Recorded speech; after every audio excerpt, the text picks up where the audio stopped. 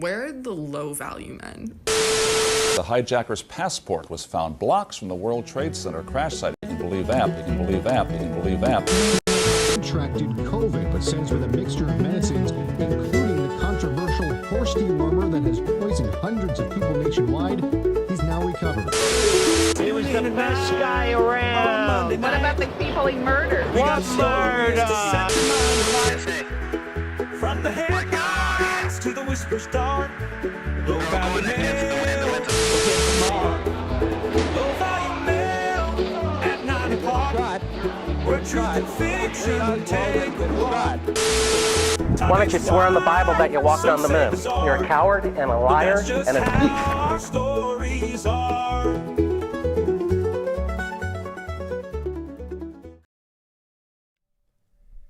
Welcome back, everybody, to an all-new episode of Low Value Mail on this Monday, March 2nd. It's March already, 2026, the year of our Lord. It's episode number 177 of this fine show, Low Value Mail. Welcome back. A couple housekeeping tips.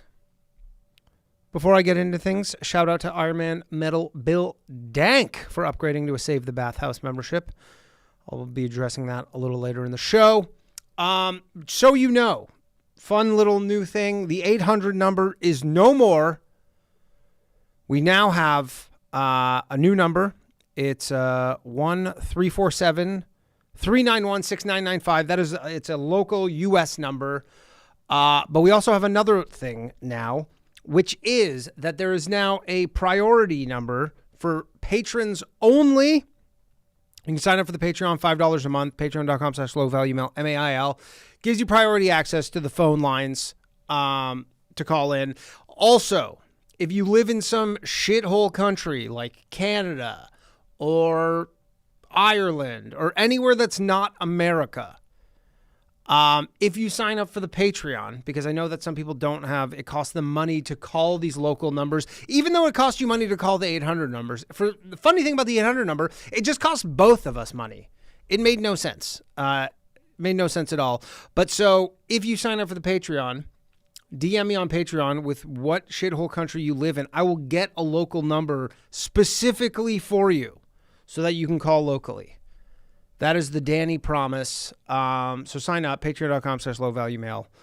And let's get to it. Also, we're doing a super chat goal. If we hit the goal, we'll do an extra 45 minutes to open lines.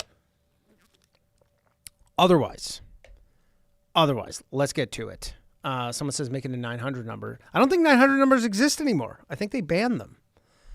I could be wrong, but I don't think 900 numbers exist anymore. That's why we don't see ads for them, but I could be wrong. But I don't think they exist anymore. I think I looked into it. I think you're not the first person to have ever requested a 900 number.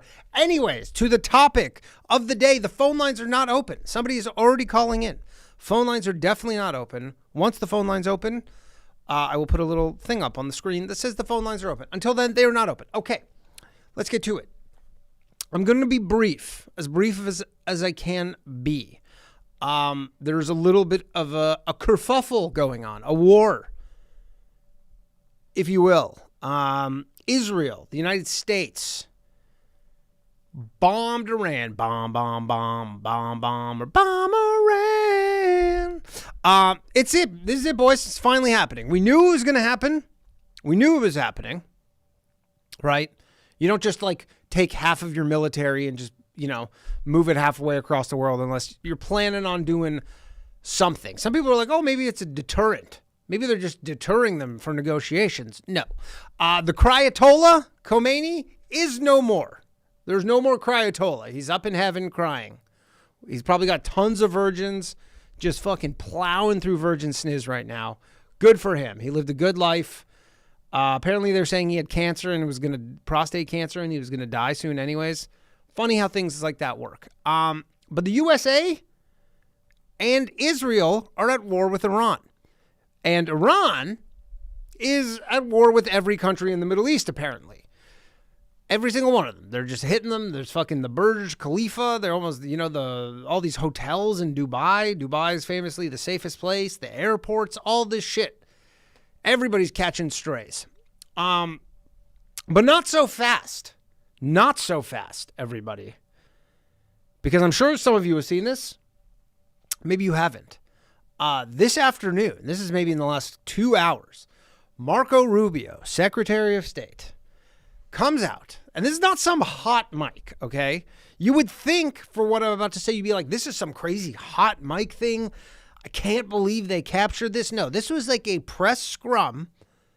This is on the White House's official Twitter account, okay? This is what Marco Rubio said. He said this. He said, there was absolutely an imminent threat. And this goes back to originally when they attacked on Saturday.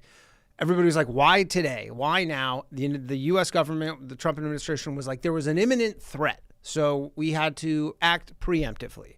And then all these journalists start digging into it. And they were like, there was no preemptive threat. We can't find it. Nobody said there's a preemptive threat. So Marco Rubio addressing it, he said there was absolutely an imminent threat. We knew that if Iran was attacked, and we believe that they would be attacked, that they would immediately come after us, and we were not going to sit there and absorb a blow before we responded. Because the Department of War assessed that if we did that, if we waited for them to hit us first after they were attacked by someone else, Israel attacked them, they hit us first, and we waited for them to hit us. We suffer more casualties and more deaths.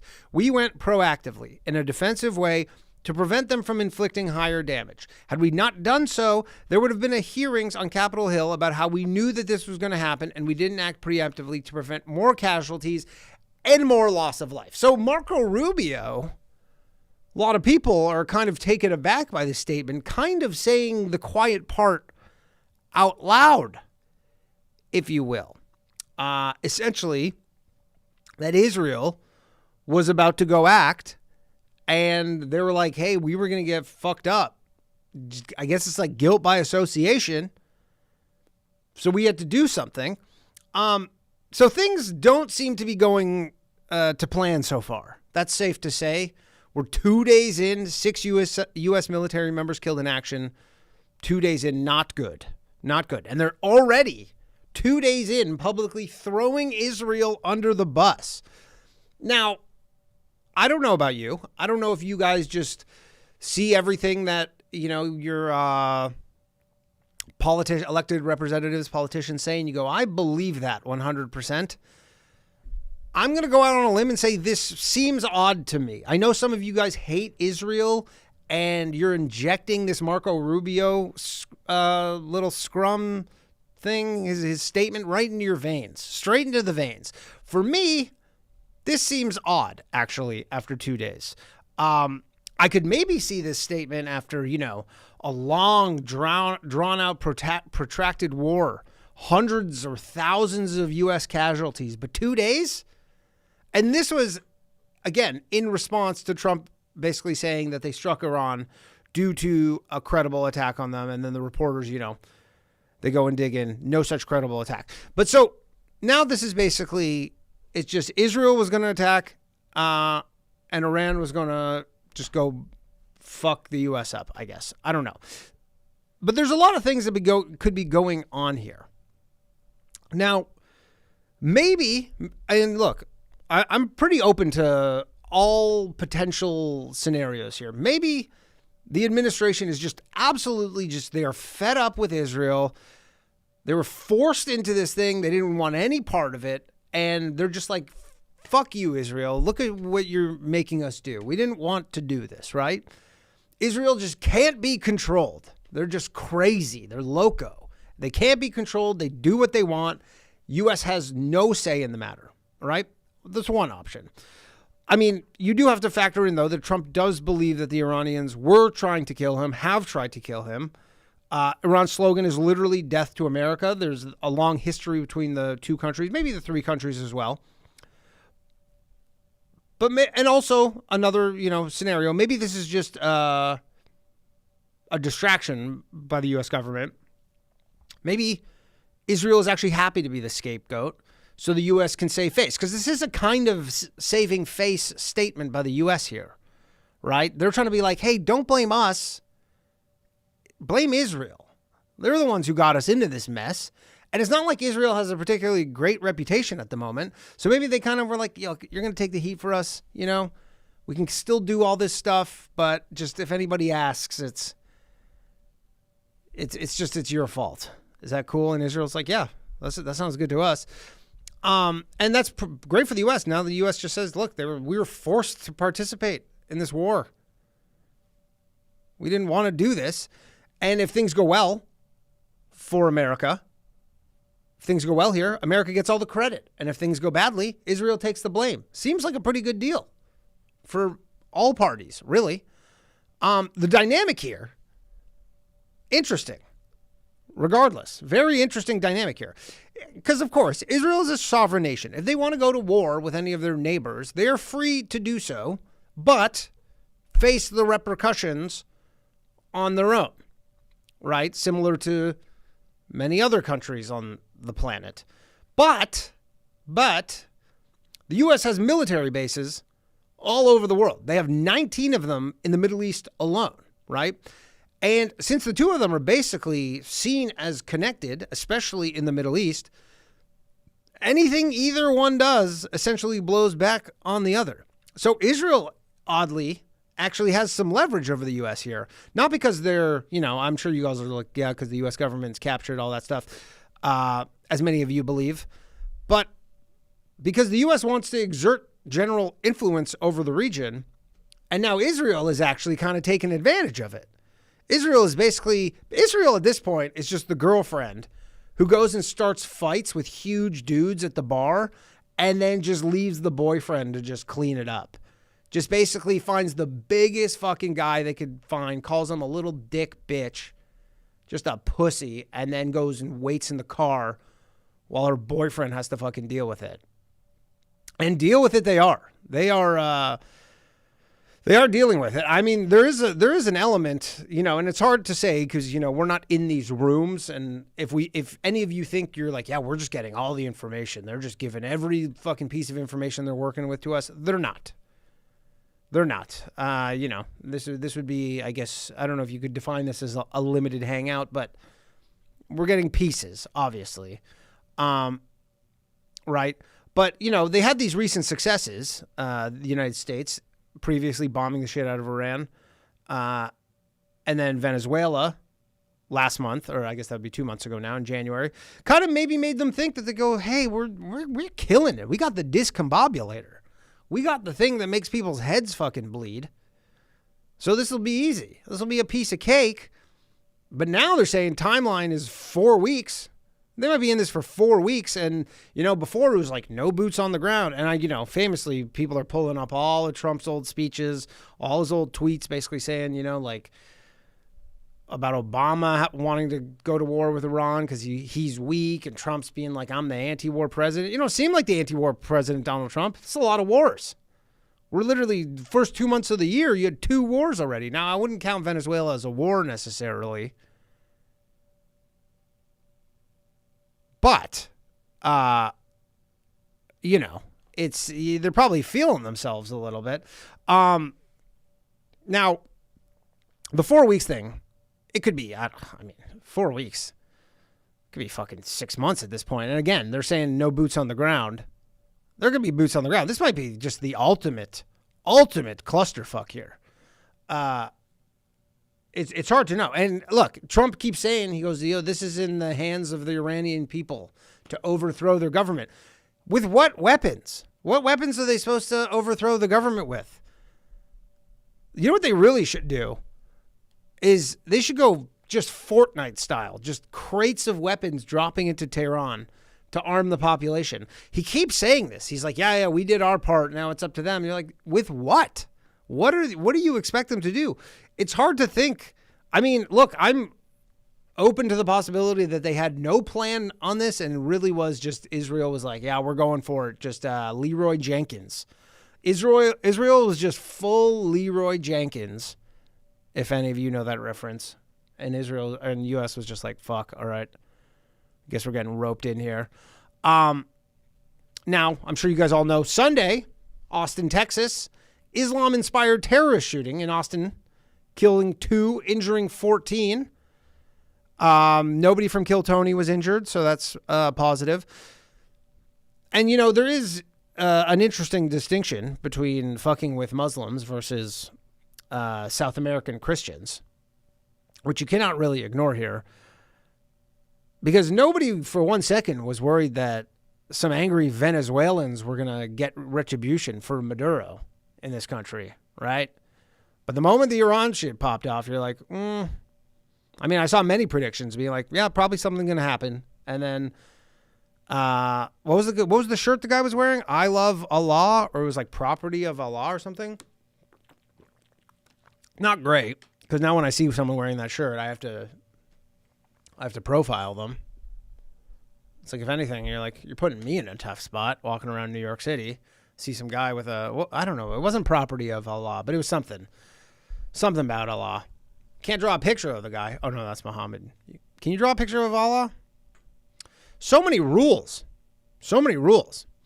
But look, the moment the Ayatollah gets taken out, all these sleeper cells in the United States just get woken up.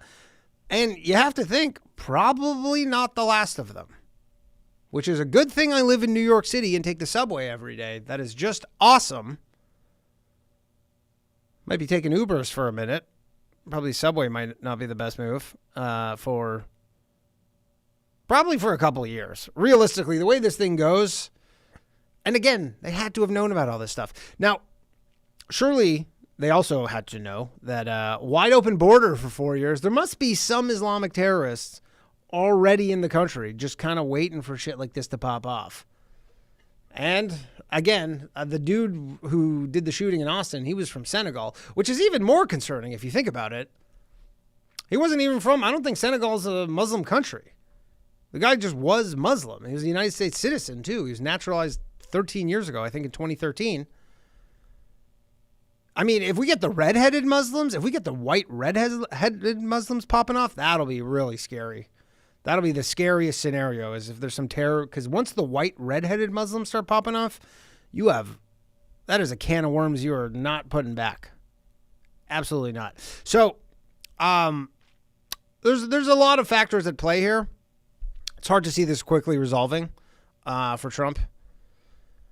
There's also reports. I couldn't verify this because, you know, shit's moving so fast right now. I've seen the front page of Drudge Report right now says that the Strait of Hormuz is closed, which 20% of global oil transits through. They're saying that any ship that goes through there unauthorized is getting lit on fire, which is not good considering they're full of oil, which means higher oil prices, which means higher prices for everything, which means inflation doesn't come down. So this is kind of bad all around.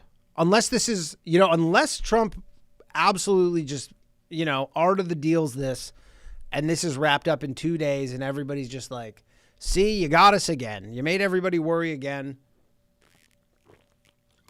I don't know. But there's a lot going on. They bombed a fucking school. Nobody knows who did that. It was, you know, somewhere in the range of, they're saying 80 to 160 people. And here's the thing. A lot of people of you on Twitter, I'm sure, stuff like this happens and everybody is so quick to just instantly be like, yeah, it was these people who did it. It's the side that I always didn't like were the ones to do all the bad things.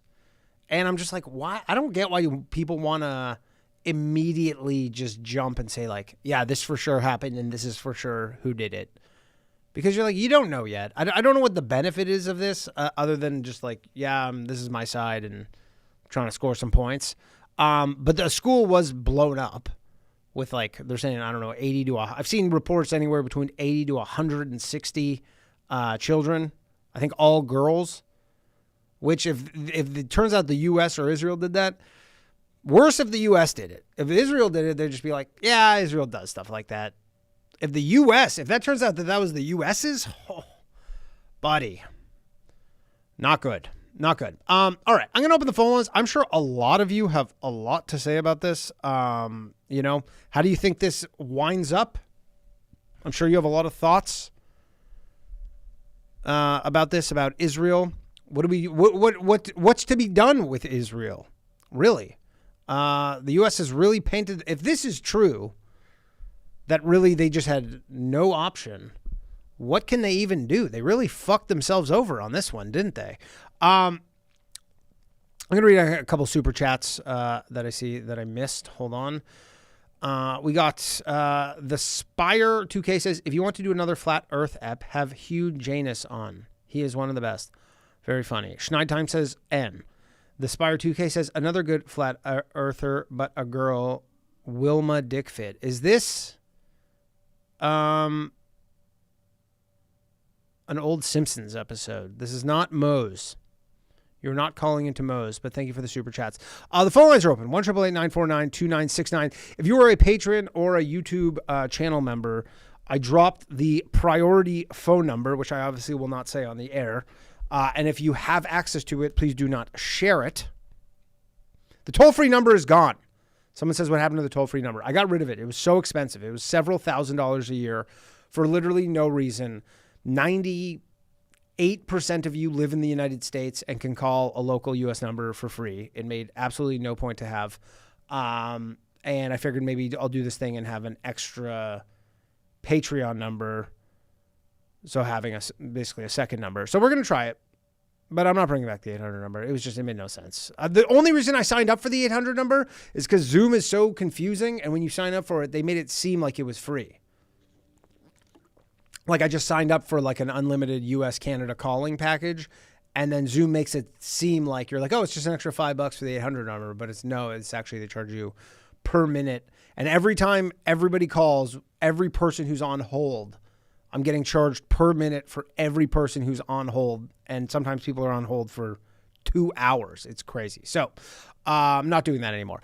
Before I get to your calls, there's a little screen at the start of the show with the very important Scrotes, a.k.a. the Scrote Wall of Fame. If you would like to be on the Scrote Wall of Fame, you can do so by joining the $10 tier here on YouTube or on Patreon. And if you're already a member, you can upgrade. And as always, if you have no money, that is fine too. You can support the show. Just like the stream, share it with a friend. You can leave a comment or a follow on Spotify. And then finally to the bathhouse. Tomorrow night could be the final episode of the bathhouse ever. We don't have enough people who are signed up for the Save the Bathhouse tier on YouTube. I think we have 60 people. I said 200, so we're not even close. However, there will be an opportunity tomorrow night to at least save the bathhouse for one additional week. And it should be exciting. It'll be, tune in tomorrow, because I can promise you this will probably be the only live stream podcast you'll ever watch where you can decide whether it gets canceled that day. The absolute power that you have. So anyways, tune in tomorrow night, 9 p.m. live from the Stand Comedy Club Green Room. All right, let's go to the phones. And I hope this all works because this is a new system, but it should be good. All right. We're going to go to Dylan. Let's hear what Dylan has to say. Dylan! Hey there. Hello. What's happening? I had a really interesting dinner the other day. I don't know if you saw my message in the Patreon. Refresh me. Okay. So I was having dinner with this guy, and he told me he used to work for McAfee, and he started telling me I saw that. Like, I saw that. Yeah. He worked at McAfee? At the company? Mm-hmm. Okay. Yeah, he had like all these stories about working for him. He didn't meet him personally, but he was telling me about like being friends with his executive assistant and what that was like. And then in the conversation, he goes, "Yeah, McAfee's a really interesting guy." And I was like, I didn't say anything. I was like, man, maybe that's a flub. And then he was implying that he's currently alive, is what you're saying? And then he goes and says, yeah, some people speculate that he's still alive. And I was like, holy shit. What? Because this guy is the real deal. I'm going to actually have to, he agreed to let me interview him. I was surprised. he has this guy is one of the top people for AI security, and I don't want to give away without he said I could talk about it, but so I he don't was wanna give away essentially anything. implying that John McAfee is still alive, did not die in the prison. In where was it? Spain or something? Mexico? He didn't commit suicide, I think is what it was, but he knew his shit. He was not just pulling my leg. He knows. I was asking him questions about security and everything. He impressed me. He knew more than Matt, I think, from the Patreon chat. I would think this guy was a government contractor, and did a lot of heavy work. He was telling me about basically he travels around all over the world and works for some very heavy hitters. And I'm gonna interview him. He said he would go ahead and do that. I'm probably gonna keep him anonymous. I think I will. He said he doesn't really care, which I was surprised. And that's kind of weird. Actually, on top of that, he told me that he's just trying to book as much work as he can, because it seems like this whole thing is gonna come down to a real brutal crash for the entire AI bubble. What do you mean? He thinks just the AI stuff is just a total bubble and it's just gonna. Not only that, but also the white collar jobs, you've been talking about.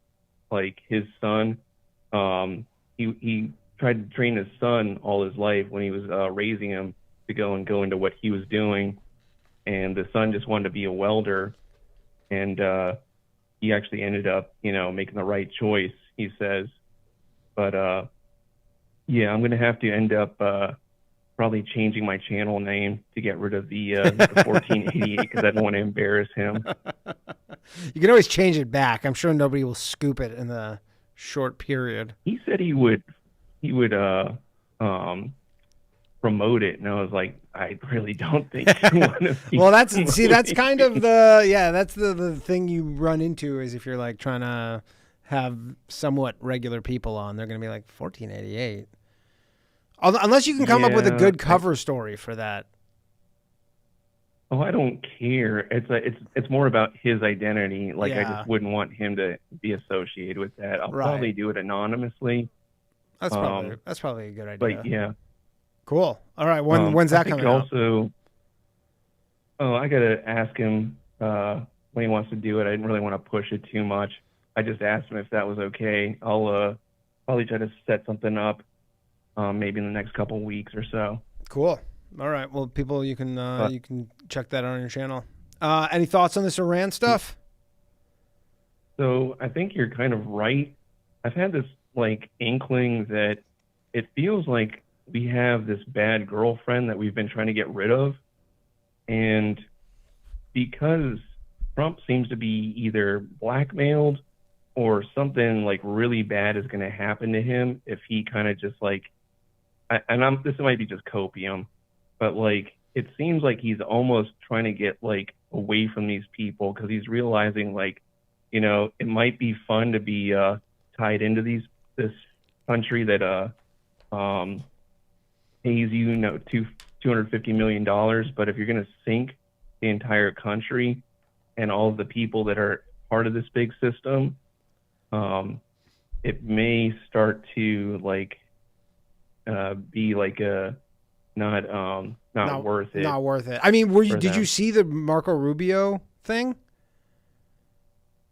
Yeah, I did. I mean, I don't know if I saw briefly. I don't know if other people see this and they're just yeah, of course. But to hear that 2 days in, I'm that's pretty crazy. That's just 2 days in, they're kind of just yeah, we didn't want to do it, and Israel just forced us.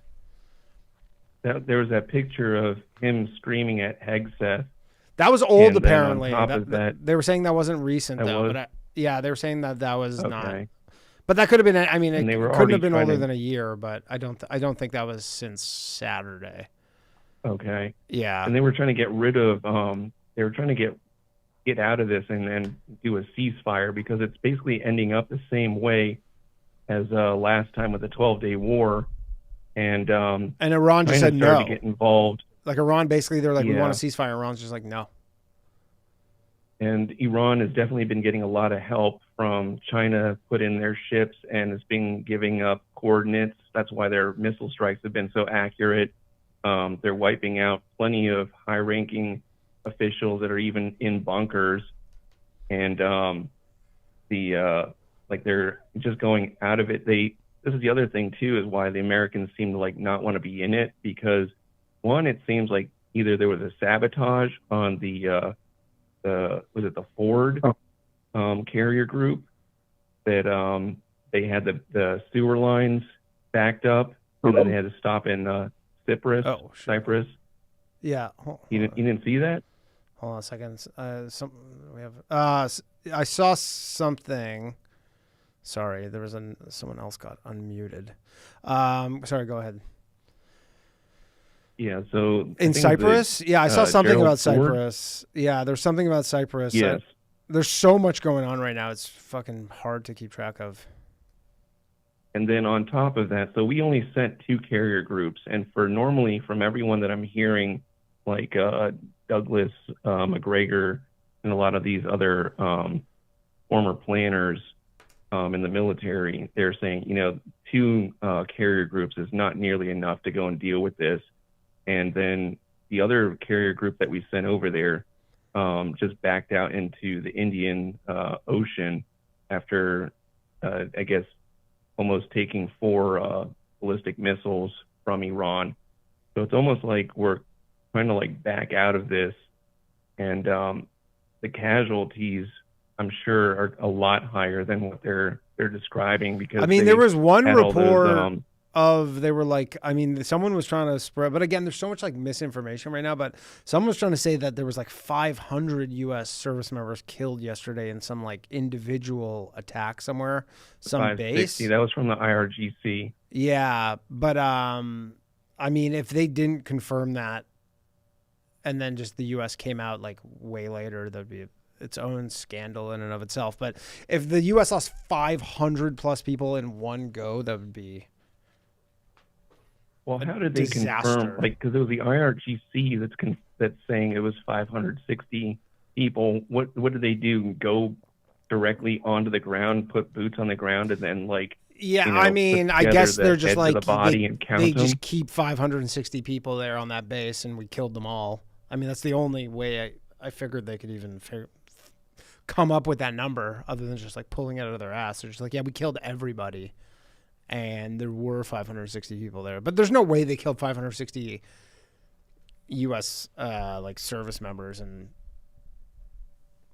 it's not being reported. There's no chance of that. I don't know how they came up with that number and how you even confirm that, because nobody's said anything about that for about 2 days. So like that's probably that didn't happen. Propaganda on their side. Yeah, that didn't happen. Yeah, we'll see. This shit is pretty crazy so far, and it's only been 2 days. And then on top of that, with Iran taking out these military bases, like we're actually finally seeing that the missiles that they've been getting help from Russia. I don't know if you remember my call a while ago when I was talking about the MRVs, and they've been using those, the multiple reentry vehicles, where the missile splits up into multiple units. Is that like the same as like a cluster bomb?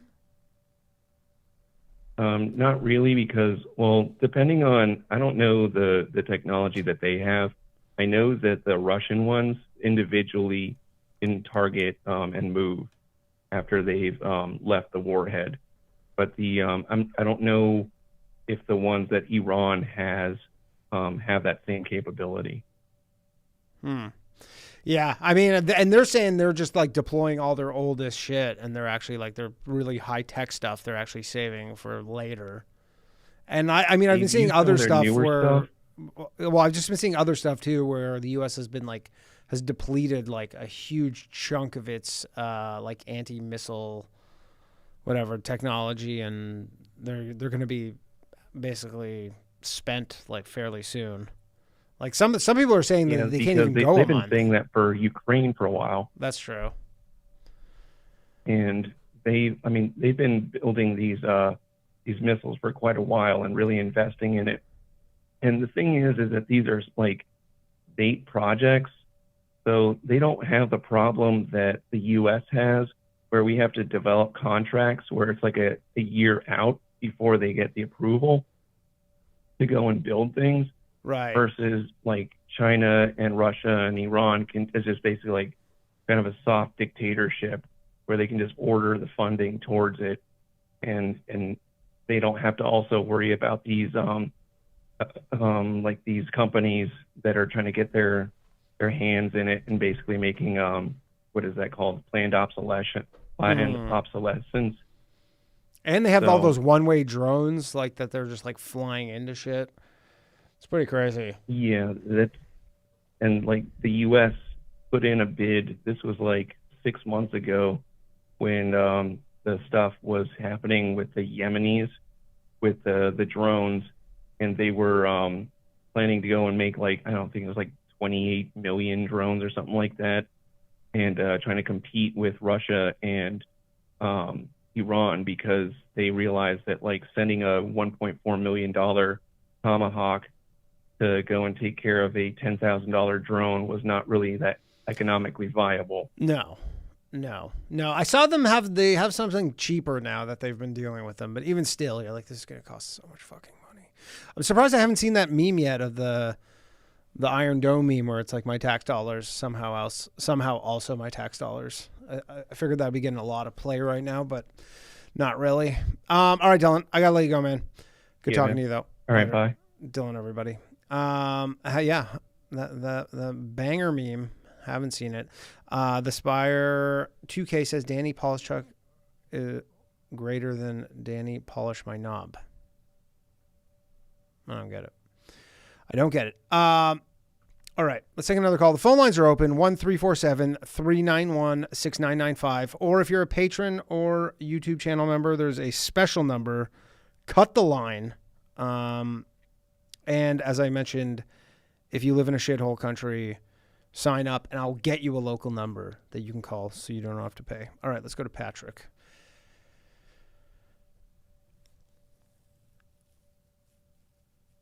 And of course, we got Gerard answering the phones tonight. We got a new system, so if you're on hold, just stay on hold. We'll figure it out. We're figuring out this new system, but it's new. You still do have to unmute yourself. Patrick's not unmuting himself. I don't know why. Let's try him again. There he is, Patrick. Peter. What's up, man? Gerard wrote you down as Patrick for some reason. What's up? Oh, no, my bad. Question, first of all, what was Dylan? He had a call-in guest to his show, and the problem was the 1488. What was the problem? Oh, he has a guest who, I guess, worked with John McAfee and is maybe implying that John McAfee is still alive, and Dylan's interviewing him. But his channel name is Dylan Farnham 1488, so he's just thinking maybe for branding purposes, maybe he should rename the channel. Okay, Iran. Can I just give you? Yeah, let's hear it. Well, first of all, you're not alone. The Rubio saying the quiet part out loud is exactly what I think a lot of people thought. So well, no, that was wild. I've seen a lot of people who I like respect their opinions being like, "Can you see? I can't believe he said it." I'm like, I don't know. I just see him saying that. And I'm like, it seems like a diversion or something. That doesn't seem like if they actually believe that, they would take that to the fucking grave. Like that would not come out 2 days into the war that they're like, we were forced to do this and we didn't want to do it. I got two counters to that. One, Trump doesn't like Netanyahu. Yeah. I think everybody can see that. And I could see just, petty fucking over Netanyahu. Yeah. It's a personal insult. Sure. But anyway. I mean, I feel like there's remedies for that. Like, I don't know if that's really, like, unless Trump's just like blaming Israel as maybe like an off-ramp for the United States. Yeah. To say like, hey, it's like maybe it's an off ramp, and the U.S. is trying to give. I think that's reasonable. That is reasonable. Like maybe they're trying to be like, look, we didn't want to do this, like, but because obviously Iran, Trump even said today, like it's pretty unexpected that Iran just started blowing up every Arab country in the Middle East. Like he's just like, yeah, I didn't see that coming. There's a good argument for that is the use it or lose it thing. And they're clearly getting all of their manufacturing capacity taken offline. Yeah. And, Buck, the Saudis oil refinery might have been there thinking. Also, the whatever Ayatollah cut loose a bunch of those. He gave basically launch authority to a lot of.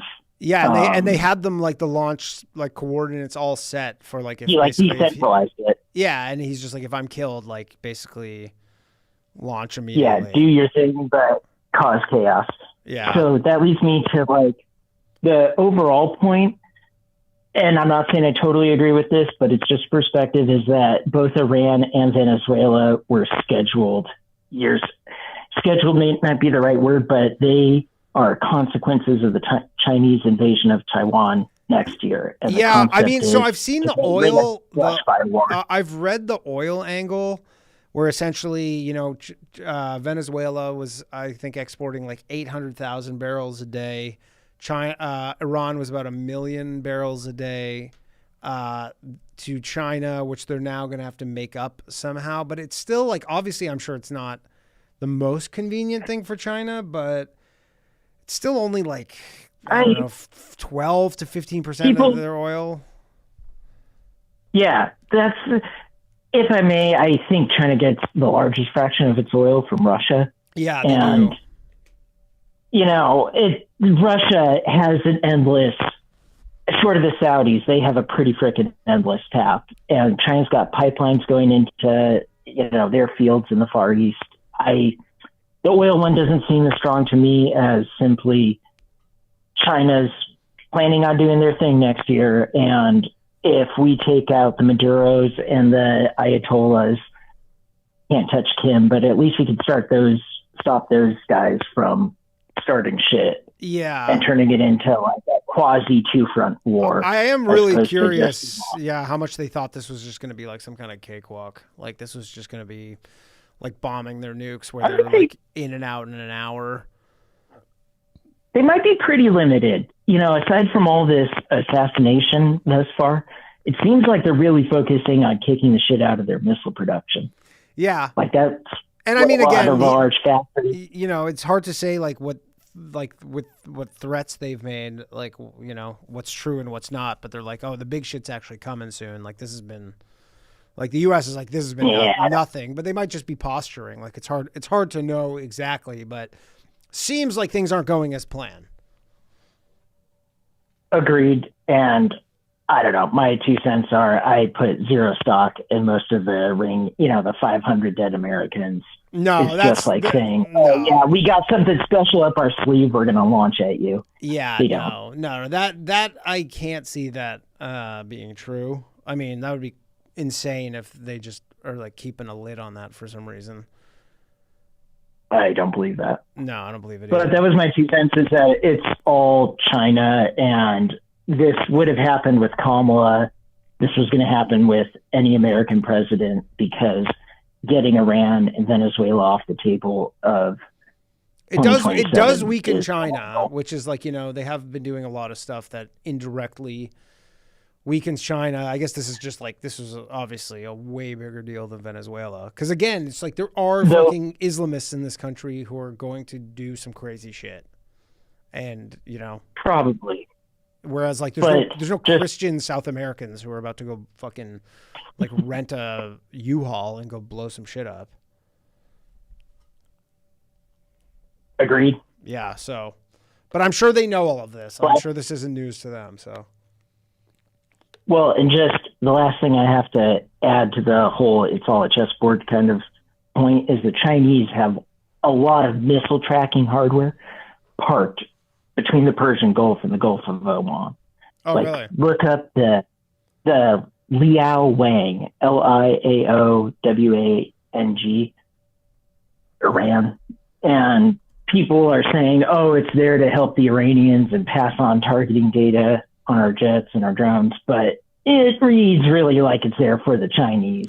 Liao Wang 1. It says, as of February, Liao Wang 1. Liao maritime space tracking surveillance ship has been deployed by China to the Gulf of Oman and the northern Indian Ocean. Fucking huge, dude. Yeah. If you look at how many radar domes are on that thing compared to anything the Russians or the U.S. have fielded, it's big. Yeah. I mean, that's the thing, too, is that, like, I think Americans, and I've kind of said this in terms of the AI stuff, but like we think we're like a little behind China in technology, and we're actually like a lot behind them. Yeah, this they have the money. You know, it's the Greeks versus the Romans right now. Dude, this thing is huge. Holy shit! It's fucking huge. It's like 800 feet or something. It looks like it has like what are those like? It's like a cruise ship. Yeah, it's like a cruise ship, but it looks like it has on it like a bunch of those like observatories, like like a. Yeah, those are. It has like 4. Those are radar domes. They house rotating antennas, and it's all for tracking aerial objects over you. Right. The U.S. and the Russians have them, but like they're half the size of that thing. Yeah. The U.S. does not seem to have. Maybe the U.S. doesn't have anything like this. Ones. We have small ones, not like this. They're literally like they're maybe 500 feet, and that thing's 800 feet. And they probably build one of these every like 3 months. Like it probably takes them like 3 They months. do. Yeah, it probably takes them like. They've built like 10 in the last 10 years. That's fucking crazy. We've got our most recent one, I'm sure, is from the Cold War. Really? That's not good. Yeah, it's a bit depressing, but wild. Anyway, that was the point. Appreciate it. Thanks for calling. Thank you for taking my call. Bye. Take care. That was Peter, not Patrick. One of the Patreon callers, and we'll go to another one right now.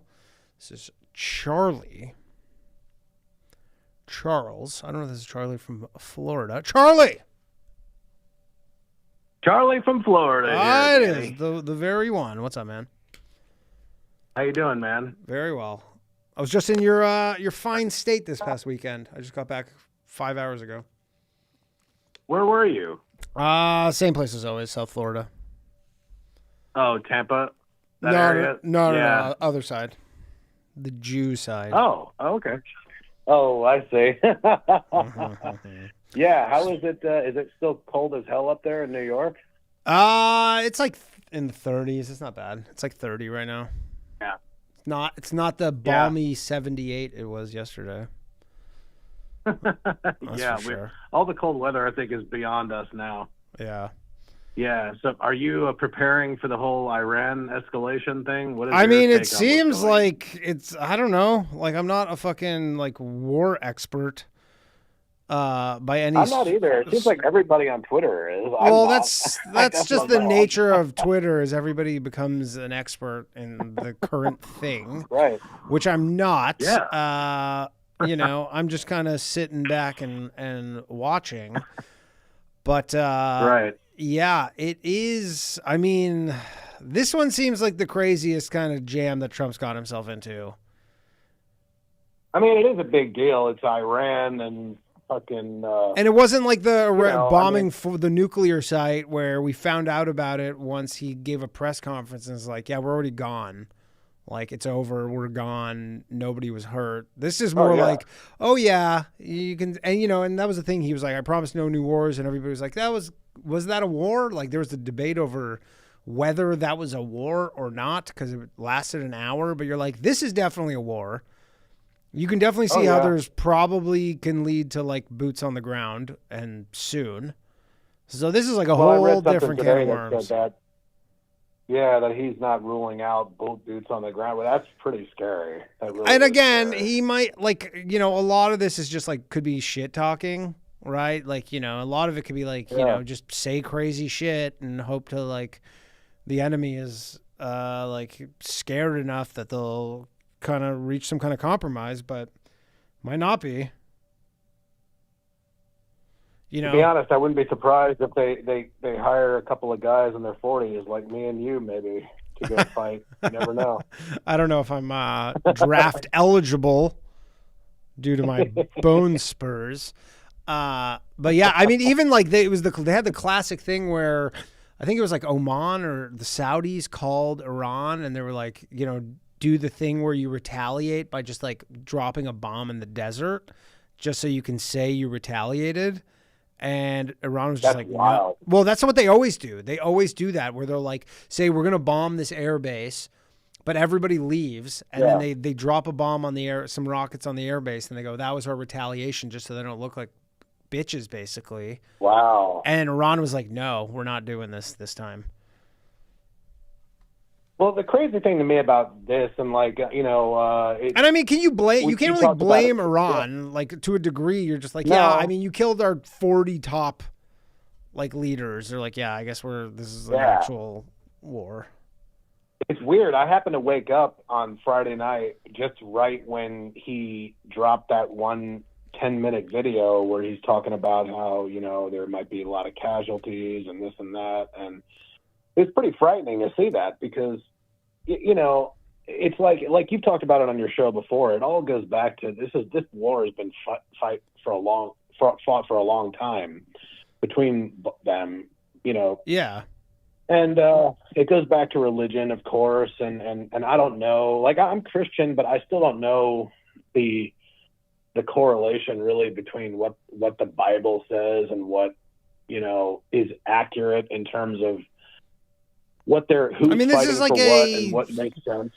Millennia-old blood feud, essentially. Right. This is like a very old blood feud that they're just, you know, they're fighting over. And, you know, I'm sure everybody feels that they have their reasons and their justifications or whatever. But, I mean, I'm not even worried about, like, you know, I'd hate to see any American soldiers die, obviously, and that's sucks. And the fact that they already lost 6. But, like, personally, I'm worried that I live in New York City and just for sure something's going to happen here. And I'm in fucking Grand Central Station and like Times Square Station, which are probably like the places where this shit is going to happen. They had military in the station today. Like I saw, like, not that they haven't before. I've seen them before, but like I saw several of them today, kind of patrolling, which does make you feel safer. I mean, that's a sweet gig. If you're in the military, instead of getting deployed to fucking Iran, you get deployed to Times Square. Yeah, absolutely. That's a way better deployment. I was in school when 9/11 happened. Where you weren't here in the United States? No, I lived in Canada. No, I was in my last year of high school. But I remember just being like, after 6 months after that, everything was on high alert, especially New York City. They had like F-15s just flying over the city constantly, and every airport, everything was just on real maximum high alert because everybody was thinking that there was going to be another attack. Yeah. And I feel like that retard Bomdani will probably like not want to deploy like extra police and stuff for this kind of thing, but oh yeah. Yeah, he'll be like, who knows? He'll be like it's Islamophobic or something. To do that, so they're like, we can't have extra police in like the train stations. Yeah, well, I saw the report that said like they're expecting a bunch of sleeper cells in the United States, and you know they're expecting all kinds of crazy shit. Who really knows what's going to happen? But it is kind of scary, and it's scary that he said that. Oh, that was the sweater the guy wore. It was property of Allah. That's the sweater the guy wore. Oh, wow. In Austin. He was wearing a proper. And the thing, you know what the really scary thing is like the police, the dude who shot them, he killed 2 people, but like the police got in contact with him in under a minute from him starting to shoot. Like it was like, I think they said it was like 57 seconds before they like came into contact with the guy. So, but you're like, imagine someone had like fucking 5 minutes. Oh, I mean, that's all you need. And really. You know what? I mean, that's even, as I'm saying it though, I'm like, yeah, that's if a guy has a gun, but if someone's, you know, going to plant a bomb somewhere, then who gives a shit? Like it'll just be a bomb goes off. Yeah. And during Trump's speech, he kind of mentioned that like, he was hoping, maybe he doesn't really know for sure, but that they have the capability of missiles that could possibly reach us. And that's, I don't think they do. I think scary. I think part of the reason why he was originally giving or for going after Iran was he's like, and you know they've been saying this for fucking ever, where they're like, yeah, they're developing weapons that could like eventually reach Europe and you know the United States, but like we're Tehran to the East Coast is must be like, what are we looking at? 10,000 kilometers. Right. 6,100 miles. So, but I think there are like missiles. I think someone was calling in on this show where there's missiles that can go like pretty fast. I think it was, I don't know, like could maybe do that in like 20 or 30 minutes. 30 minutes. I don't know. Oh yeah, probably. Yeah, at least it's, well, you know, the thing that's scary to me about this is just like 9/11 with Al Qaeda, like these, you know, the terrorist organizations are so spread out. It's not like in one specific area. So it's like, what? I mean, they are in the U.S. They're mostly in Dearborn. Right. No, I'm kidding. Right. That was a joke. But yeah. I mean, dude, they could be any, like, look, there is 100%, there is some Islamic terrorist in Brooklyn or Queens or something. There's one. It's guaranteed. Sure. Like, it's guaranteed. Sure. Like, they had a wide open border for 4 years. Like, you're trying to tell me one fucking terrorist didn't come over the border? Just, like, kind of snuck in? Right. Like they were, they weren't all Mexicans. And if you were from Middle East, you kind of look Mexican. So you probably could have, like, figured that out. Right. Exactly. Yeah, it's a wild situation. It's not good. It's definitely not good. I don't know if it's as scary as the Jim Carrey situation. The which? That was the other thing I wanted to ask you about the Jim Carrey situation. Oh, the Jim Carrey. I saw the Jim Carrey thing.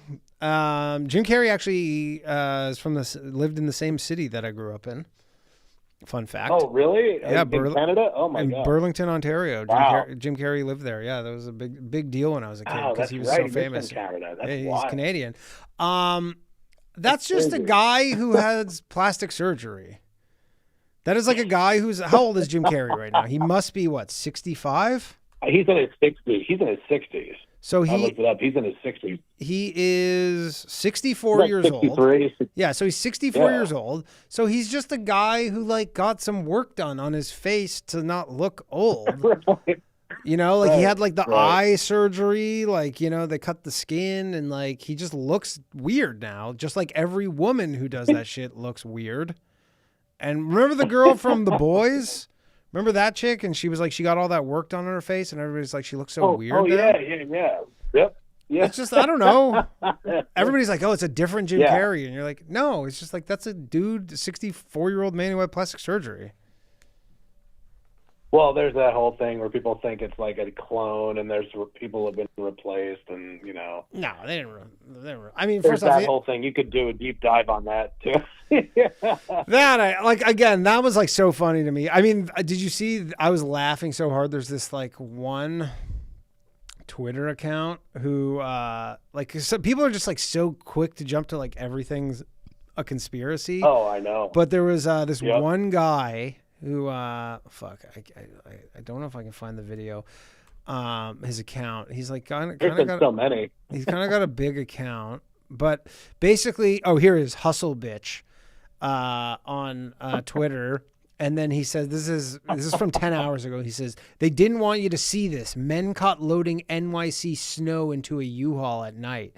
And it's like middle of the night, and these guys have a U-Haul, and they're literally just shoveling snow and putting it in the back of a U-Haul. And this guy's just like, this must be something nefarious that they're putting snow in the back of a U-Haul. And like all these people are like, what's it mean? And it was like, they probably got paid to get rid of the snow. Oh, great. And they're just like, oh yeah. And now they're sharing like AI videos of shit happening, and half the people commenting think it's real, and it's just wild. Yeah. But this was just like, he's just like, I've never seen someone like put snow in a U-Haul. So this must be something. This has to be something. It's crazy. Yeah. But the Jim Carrey thing. And that's literally what Twitter is. Yeah, that basically is. But that is. And it's fun. I don't doubt it's fun. But like there are some people who are like, yeah, this is really concerning. Oh yeah, they're going back and forth because now they said that there was an impersonator came out and said, "Oh, it's me that did it." And then I saw Jim that, but Carrey that wasn't ripped him true out. either. That was like he's like, here's a photo of my mask or whatever. And you're like, this guy just had surgery. I don't know. Go walk around like South Florida. Go walk around like Miami, and you'll see like 50 of that guy. Just like his face looks like he's like always surprised. It's just like stretched skin, and like he's like it's a dude who's like starts to look older, and he cares about what he looks like, and he's obviously not dealing with it well, and he goes and he just gets a bunch of weird surgeries. That's why he doesn't have any wrinkles around his eyes. It's the funniest thing. They did it with because Macaulay Culkin's my age. We're both the same age, so like there was all these things around Christmas time. Of course, like Macaulay Culkin looks different at 45 than he did when he was 10. Yeah, it's like really. Right, yeah, you don't say. The whole thing is so stupid. So stupid. You're like, yeah, it happens. It happens. Well, stay safe, Danny. And, all right. I love your show. Thanks, man. Keep doing it. Yeah, we're gonna. Take care, man. Later, Charlie. Charlie from Florida, everybody. We got some super chats. Poison 1553 says, Danny, I don't want to scare anyone, but my sources tell me all the major and minor airlines have seen a 2 times increase in hack attempts since the attack. I don't know why. I mean, I know why. Obviously, there's going to be an increase in terrorist attacks. There's going to be an increase in cyber attacks. I mean, they're going to throw the fucking kitchen sink at us right now. For sure. Like, again, and I remember when prior to this last election, I think it was Kash Patel was basically saying, like, our power grid is so vulnerable in this country. Like, they don't have extras of certain pieces of equipment. He's like, we should have literally like, every piece of equipment that they have for the power grid, like they should have doubles and triples of them, just like sitting in a warehouse. Like they can get hacked easily, like all this stuff. There's guaranteed that there's going to be a cyber attack, or at least attempts at cyber attacks. And it's probably not going to abate anytime soon. So that's not great. So you can't fly, can't be in public. It's not good. It's not good. All right, the phone lines are open, everybody. 1-347-391-6995. It's going to take me a month to memorize this phone number. I just still have to look at the screen. Thank you for joining me tonight on a new episode of Low Value Mail. Let's go to the Goob. And, of course, there's a Patreon number. Get access to it by signing up. Hello, Goob. How's it going, Danny? What's happening? Not much. I have a quick comment on the BAFTAs before I get into my political rant. The BAFTAs, which is the guy with the Tourette's. The N-word. The Tourette's. The N-word guy, yeah. Yeah, so we all know that, white people aren't supposed to say the N-word because of how harmful it is to black people. And we also know that black people use the N-word to take away the power from it, right? And they've been doing that my entire life. And what I want to know is how goddamn powerful was that word before they started using it? Like, I'm imagining Indiana Jones, in the Ark situation. Like you could do some real damage. I mean, it was, it was, I mean, you still see videos of people and they freak out. They really lose their shit. Some of them are cool. It just really depends on the person. Some of them you're like, this person seems totally cool, and some of them fucking lose their shit entirely. But yeah, that was just so funny because, obviously the general tone of all these award shows is pretty left leaning, and you're like, well, that person has a disability. You just don't like it. That's just, but that's their disability. Yeah, no, they're all retarded. Yeah, for sure. I think so. So I personally don't care about Iran. Not that it's not important, but I don't care just because there's nothing to be done about it. Like, Trump has made it very clear that he's just going to do shit. And so it's not even like you can try and prevent this stuff because it just happened. So it's like there's nothing to be done. It is obviously a very important issue. But I don't. I do agree that the want to talk about it because there's nothing to be done. Call your congressperson and they're gonna be like, "Hey, all my constituents want you to stop the war in Iran," and he's like, "Okay, I didn't realize people didn't like this." Like, he doesn't care. That's like Israel the guarantee. And America are going to do what they do. This is the guarantee in this country. Is they're just like, yeah, they're going to do this shit, and there's nothing you can do about it.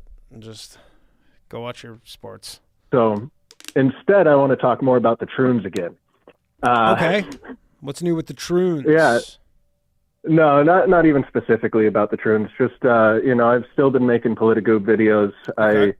I'm not sure what it means when your live chat gets deleted during the middle of your stream, but probably not a good sign. I think an hour and 20 minutes on rape isn't algorithm friendly. Probably not. I've never had did you get a notification saying your live chat was disabled? No, but it was active in the beginning, and then I wasn't paying attention to it during the stream, and by the end of the stream, it was just gone. There was 0 live chat. Really? Interesting. Yeah. Yeah, I don't know. That's but weird. yeah, no, I had said, expect to see more Irina Karutskis in Virginia after their DA got elected. And there already has been another Irina Karutsky, another white woman stabbed to death on a bus by when was this? A foreign black dude. This was a week or 2 ago. Yeah, it doesn't even make the news. These things don't even make the news. Yeah, that's the thing is you need a crazy, you can't even be just a regular stabbing. Yeah, this is in Richmond 5 days ago. Abdul Jallo says that he's the person of interest in a homicide. Yeah, you literally need a video where it's a graphic video, or it's and it needs to be a somewhat good looking white woman. It can't just be some average old chick to really, really get the headlines. Yeah. So that's what my most recent stream was about entirely, was the fact that I often make the mistake of assuming that people know what I know, right? And I think most people have absolutely no idea just how bad things are. And so that was the whole point of the stream, is that you look at the rate of rape in England, you look at, the actual 2-tier justice system that's happening, that Ahmaud Armory, case, the guy who drove in his truck filming it got life in prison, yet there's black dudes murdering babies and they walk free or walk after 1 to 3 years. I mean, the thing that's going on in Canada? Canada has... Which one? Yeah. But Canada has this thing where when they sentence you, they have it's a racial... I don't remember the exact term, but basically they take into account when they sentence you, your race and any systemic stuff against whatever race you are. And then they routinely will give people lower sentences, essentially just because this person is not white. So they just are this person's not white.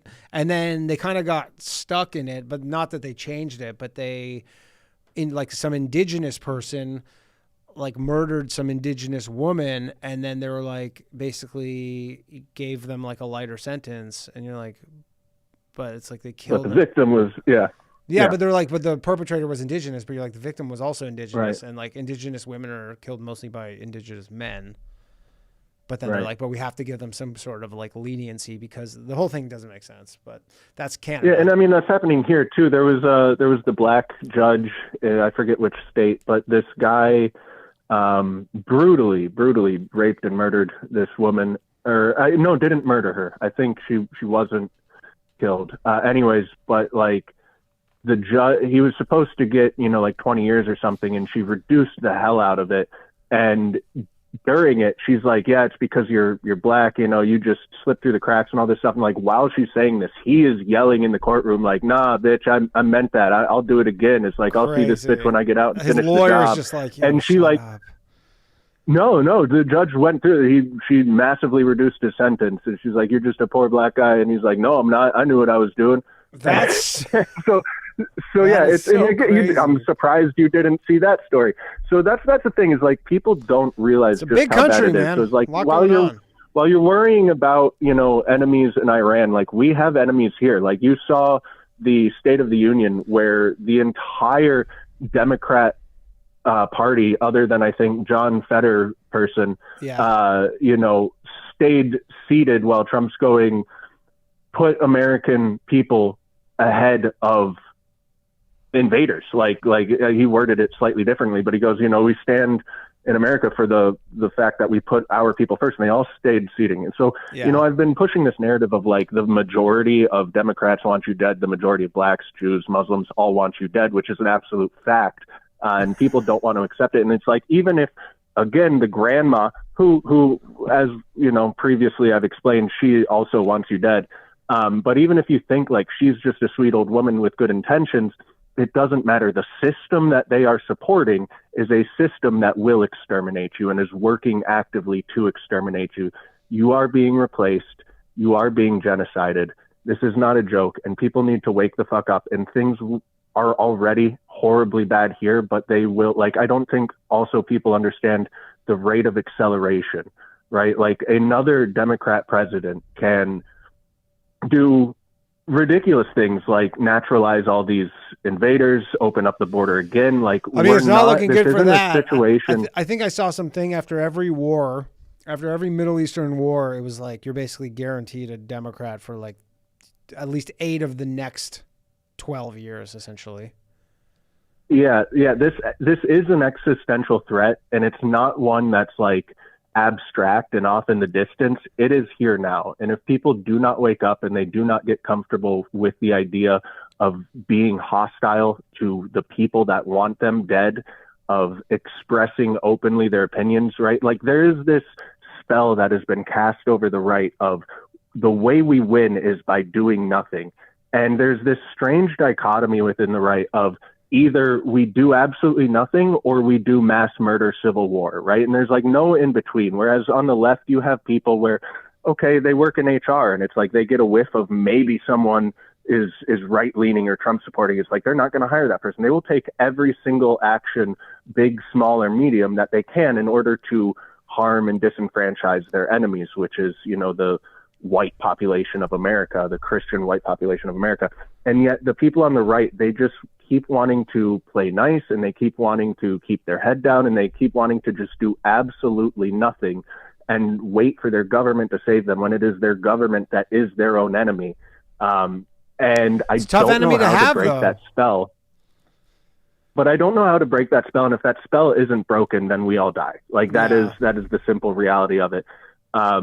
And, you look at like QAnon, the entire point of QAnon was to take the most radicalized people on the right and have them trust the plan, sit back, stand back and trust the plan, do nothing, right? You have the Fed operation where it's not as popular anymore, but it was extremely popular. Anytime anyone on the right ever did anything, they're a Fed. Don't do anything or else you're a Fed, right? It's like every single thing, it's all aimed at keeping the right inactive, keeping them out of the streets, keeping them out of this type of activity, keeping them passive. And so people really need to wake up. This is, unless you want your daughter raped and you to be blamed for it and then you to go to jail if you complain about it, that is where we are heading in the very immediate future, the next few years, not 20, not 10. And people have to wake the fuck up. They have to start bullying the Troons. They have to start bullying the Muslims. They have to start bullying the faggots and the leftists and everyone else. Hey, you can't say that on YouTube. Well, I just did. All right.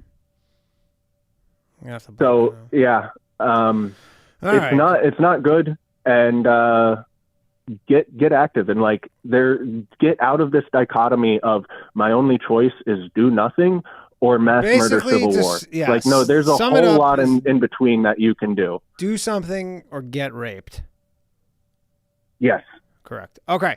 Cool, Goob. Good talking to you, man. Goob, everybody. Just got my channel fucking demonetized. Thanks, Goob. Dylan Farnham says, I said I was black-pilled. They misunderstood me.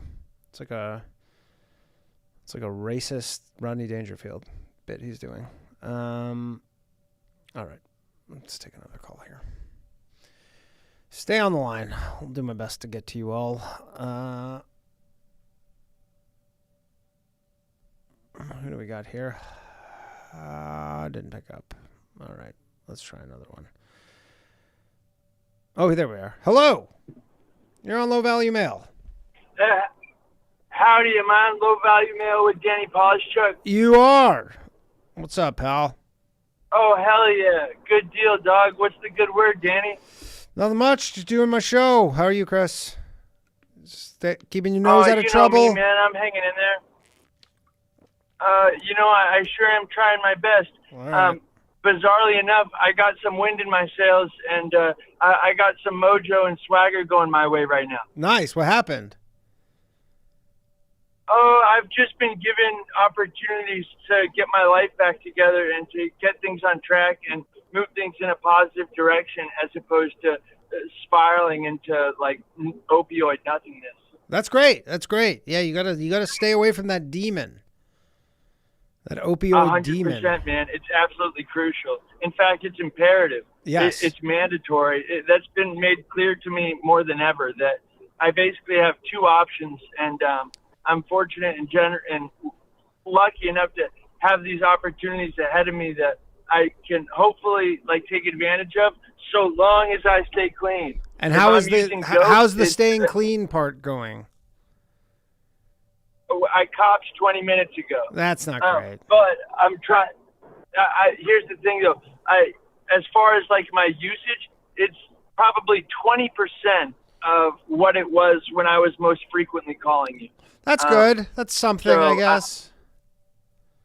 Yeah. And how do you manage that? How do you manage only doing 1/5 the amount of dope?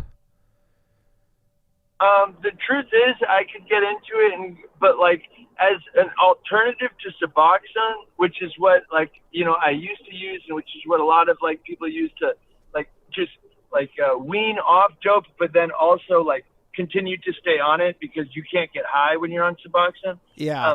I'm sort of using that strange 7.0 product as a Suboxone alternative. Okay. That bizarrely enough has managed to work for me. Okay. And can you just take more of it to do less fentanyl and stuff? Yeah, I mean, it's unfortunate. People are showing up to rehabs and detoxes now strictly because of this 7.0 product. Oh, so, God. it's an addiction of its own. It's not it's not exactly advised in recovery circles. Sure. However, it's managed in your to work scenario, it's working. Yeah. All right. What else is up, man? 2 minutes ago, I just booked tickets to your Fort Worth show. Cool. Yeah, I got coming up Fort Worth, and I just announced Providence, Rhode Island at the Comedy Connection, May 17th. I got lots of shows coming up. Go to dandycomedy.com for tickets. Yeah, those should be good shows. Yeah, I just booked a ticket to the Friday late show, so I'm hyped for that, man. Cool. Yeah, I hope those are good shows. I need to sell more tickets for them, to be honest. The day after that, I'm going to see the Dallas Stars versus the Red Wings. I'm really stoked about that, too. Nice. That should be good. Yeah, the Stars are sick. Yeah, Maple Leafs are not even going to make the fucking playoffs.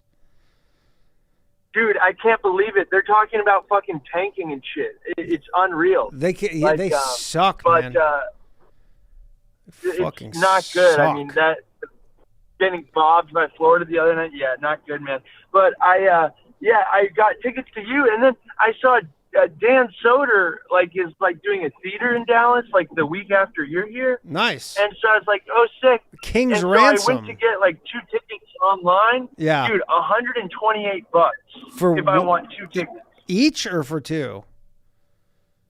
Well, I'm getting totally hoed by those fucking service fees. Oh, but is it $128 per ticket?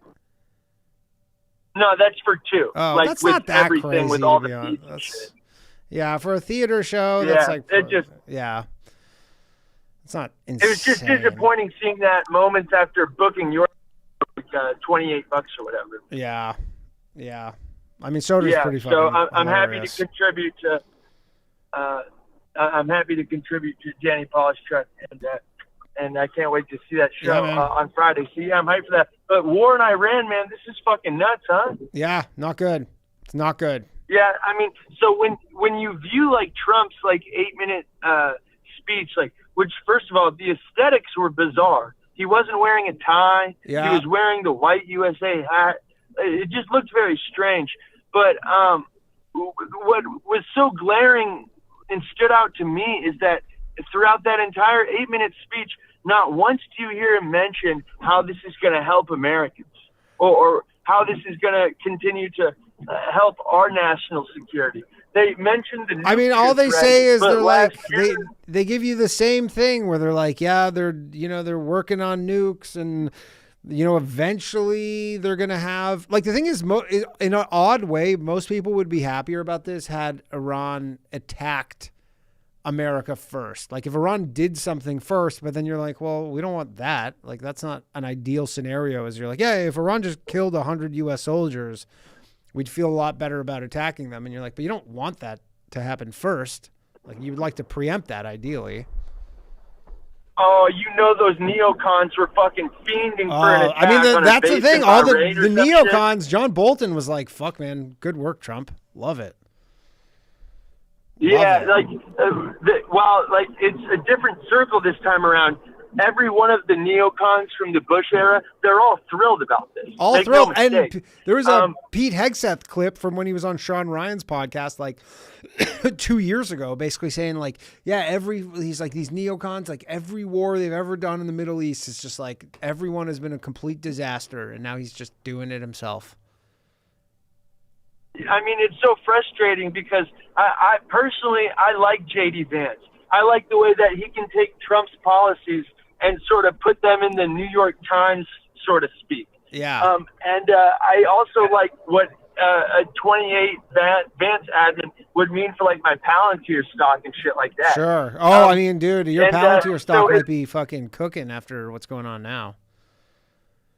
Oh yeah, big time, plus 5% yesterday. But it's just frustrating that this like foolish, like offensive military action by Trump is like really staining Vance. Like, I mean, it's going to stain them all. I mean, if you're involved with the Trump administration, if this doesn't work out, like again, we could be talking about this next week on Monday, and this thing's wrapped up, and it's like this huge win, and it was just like trust the plan. Like, why did we doubt him? It's like he did Venezuela. He did, this was a little trickier than Venezuela, but like, sure, he needed a week to do it. But again, we might be saying that on Monday, next Monday, the whole thing might be resolved, right? It's like, everybody is, but so far it's not going well. Like six casualties, not a good start. Yeah, no way. I mean, it's just super frustrating. And I mean, that was a huge part of like Tulsi Gabbard, she was like the no war with Iran 2020. They were all no war. Every one of them was like Trump campaigned on, I'm not the war guy.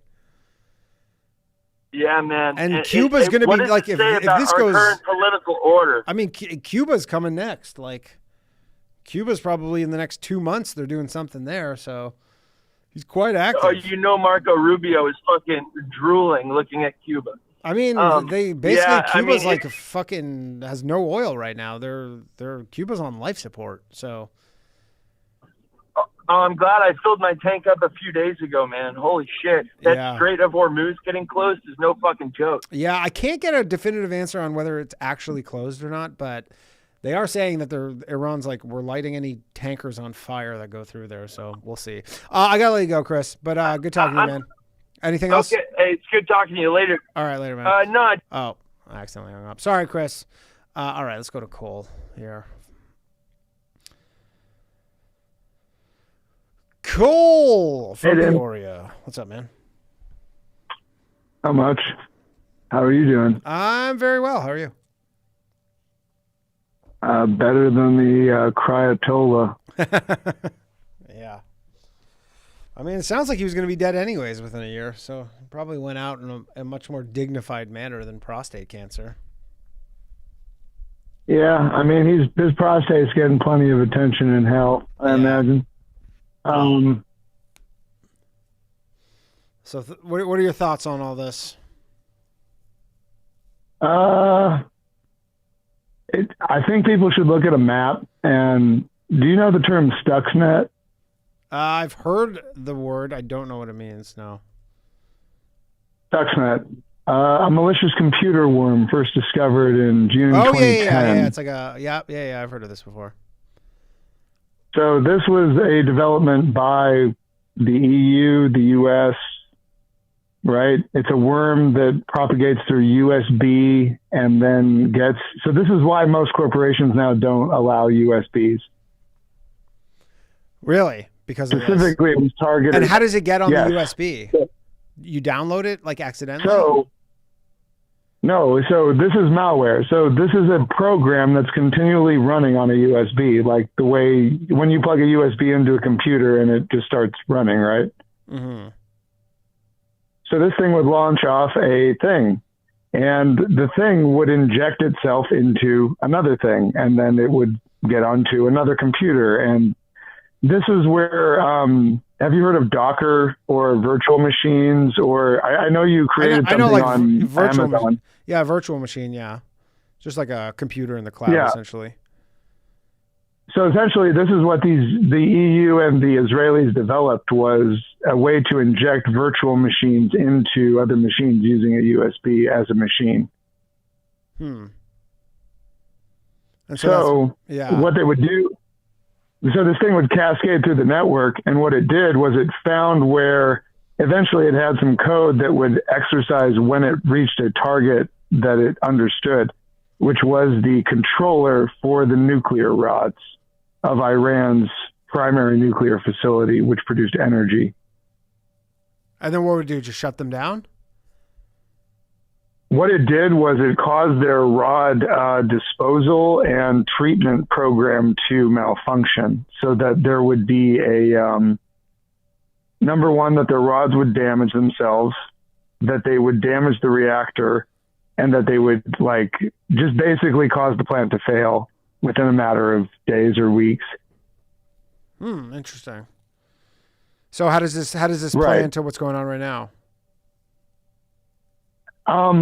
Well, people always talk about Iran as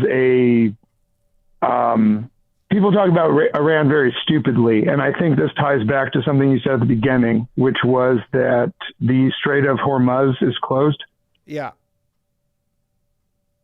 So the Strait of Hormuz, if people don't understand what a map is, if you watch the New Year, Dubai show, did everybody see that? Yeah. It was awesome. It was creepy as fuck though. They had a phoenix, and then they had a human, and it was moving. This was and it was all drones. the drones? And shit. Yeah, the drones. Yeah. Yeah. So I think Trump got envious, and basically the Strait of Hormuz is now where the United Arab Emirates does business. They've bombed most of, if you look at where they've bombed Iran, it's everywhere they have any form of military whatsoever. Mm-hmm. So and as you said, 20% of oil production in the world is shut down. This is a huge fuck you to China and anybody that lives in Asia in terms of oil prices. Sure. Yeah, I mean, I could see that, but they can't eventually figure out some way around this via Russia. There's no. No, well, Russia's not affected, right? They have their own shit. They don't care. But I'm saying, can't Russia supply China with the oil that they're now not getting from Iran and elsewhere? Sure. But it's just a higher price. But right. Well, I mean, they got to talk about it or whatever. Yeah. They have to. I don't know. Yeah, they have to arrange. It takes time. It takes time, yeah. And in the meantime, China only has reserves for 90 days? I think I read they have over 1 billion barrels of oil. I think I was reading today they use about 16.5 million barrels a day, and they have 1 billion barrels. So they have they have over that would be 2 months, I think. I guess I'm just curious why anybody thinks bombing Iran is I often wonder where the American appetite for violence has gone, but you're just what? Iran is literally one of the oldest trade pipelines in the world, in the old world. Yeah. It's Americans do not understand what's going on in the old world at all. So it's we're pissing our pants. Why did we bomb Iran? And you're because it totally disrupts the old world economy. Yeah, and I mean, I could see prices that. Prices are about to rise in India. They're about to rise in Saudi Arabia. Nobody can ship oil out of the Strait of Hormuz. Yeah. Are you kidding me? Yeah, I mean, I can see how this could be certainly beneficial. Everybody's prices are about to rise. Yeah, you can see how that would be beneficial to, I suppose, America's economic standing. But I mean, again, it always comes back to China's about to get fucked over, right? Yeah, I guess it comes back if they can't buy oil. What's the American appetite for military casualties? For like economic benefit, for like some strategic economic benefit. With drones? Well, they lost 6 people already. It's not drones. So, what were they, Kenyans? No, they lost 6 Americans. You said that. Okay, so how many Kenyans are in the U.S. military? Well, that's true. We did have that discussion. I don't know it's like the Civil War movie. How much does the U.S. military care if people die? That's the real question. Oh, I'm not talking about. You have scammers in the military. I'm not talking about the U.S. Why do you care if any of them die? I'm not talking about the U.S. military. I'm talking about your average American who is like seeing that U.S. military members are dying, and they're like, what exactly is the purpose of this? And the thing is, Trump's not even, what you're saying right now, Trump's not even articulating that. Like they asked him. No. Like, why would they? Like, well, there is some element where they're like, yeah, we do this stuff, and but like Matt Walsh had some tweet, and then Caroline Levitt. Fuck Matt Walsh, dude. Yeah, but Caroline, but basically he got a response from Caroline. Okay, tell me why do you like Matt Walsh, or what did he make salient? No, I'm not a huge Matt Walsh fan. I'm just saying Matt Walsh basically today said. This was his tweet. We've heard that although we killed the whole Iranian regime, this was not a regime change war. And although we obliterated their nuclear program, we had to do this because of their nuclear program. And although Iran was not planning any attacks on the U.S., they also might have been, depending on who you ask. And although we are not fighting this war to free the Iranian people, they are now free or might be, depending on who seizes power. And we have no idea who that will be. The messaging on this thing is, to put it mildly, confused. And then Caroline Levitt responded to him and basically was like, here's the statement, here are our objectives, and basically laid out the objectives. I'm just saying it wasn't totally clear at the time, but it was like, destroy their regime's missiles, raise their missile industry to the ground, annihilate their navy, ensure their terrorist proxies can and it goes on. But I'm just saying, like, a lot of people initially were like, why are we exactly doing this? I honestly think it's just a massive, like, fuck you to the world. I mean, that's in American fashion, yeah. Yeah. I mean, if Trump just said that. It appears to be one of the biggest fuck yous to the world I've ever seen. Yeah. And it looked. And it's our 250th anniversary. Sure. That's a good point, too. Maybe Trump's like really wants the global world. He wanted to kick off the anniversary in a big way, and he did it. Yeah. I mean, again, in a week from now, it might be like, man, the fucking guy did it again. Like, what a genius. He did it again. Like, we could be having this discussion in a week easily. Anyways, Cole, I got to let you go. I got some other calls, but thanks for calling in, man. Cole from Peoria, everybody. All right, let's take some more calls here. We're going to Frank out on the island, if I believe. Please unmute yourself, guys. Shout out to Thomas Collingsworth, 4845, for joining the bathhouse. Keeping it alive. Hello, Frank. Am I coming in? Yeah, I can hear you loud and clear. You could just call me the Pink Panther. What's up? I'm not calling you the Pink Panther. I know, I'm joking, man. I remember that one guy. He's like Frank sounds like a Pink Panther curling his telephone cord while he's talking. I do. Yeah, I remember that. You remember that? Yeah. So, anyway, it was a long time ago. I didn't think you were going to remember it anyway. How do you like these bombs? I mean, it's a lot. I mean, look, Cole made a good, again, if this is like some 4D strategic, take over the world kind of American imperialism kind of stuff, then the problem is you don't even see the benefits from this for so long, so it's so hard to articulate to people that are like, just trust the process. We'll get there. I mean, it's it's kind of insane because the Mohammed Mossadegh was in there. The CIA got him out because he wanted to nationalize the oil fields. So the CIA destroyed Iran and gave it to the Shah.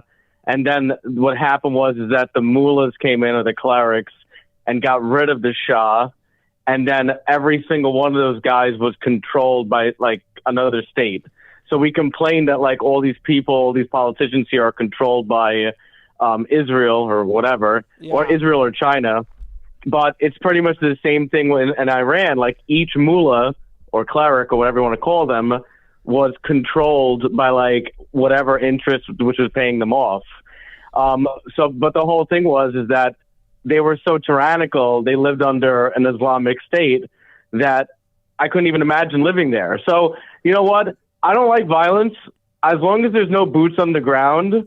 Yeah, but it's looking like there will be boots on the ground. That's the problem. Everybody's saying that, but you're like, that's wrong. Then we're trending in that direction, certainly.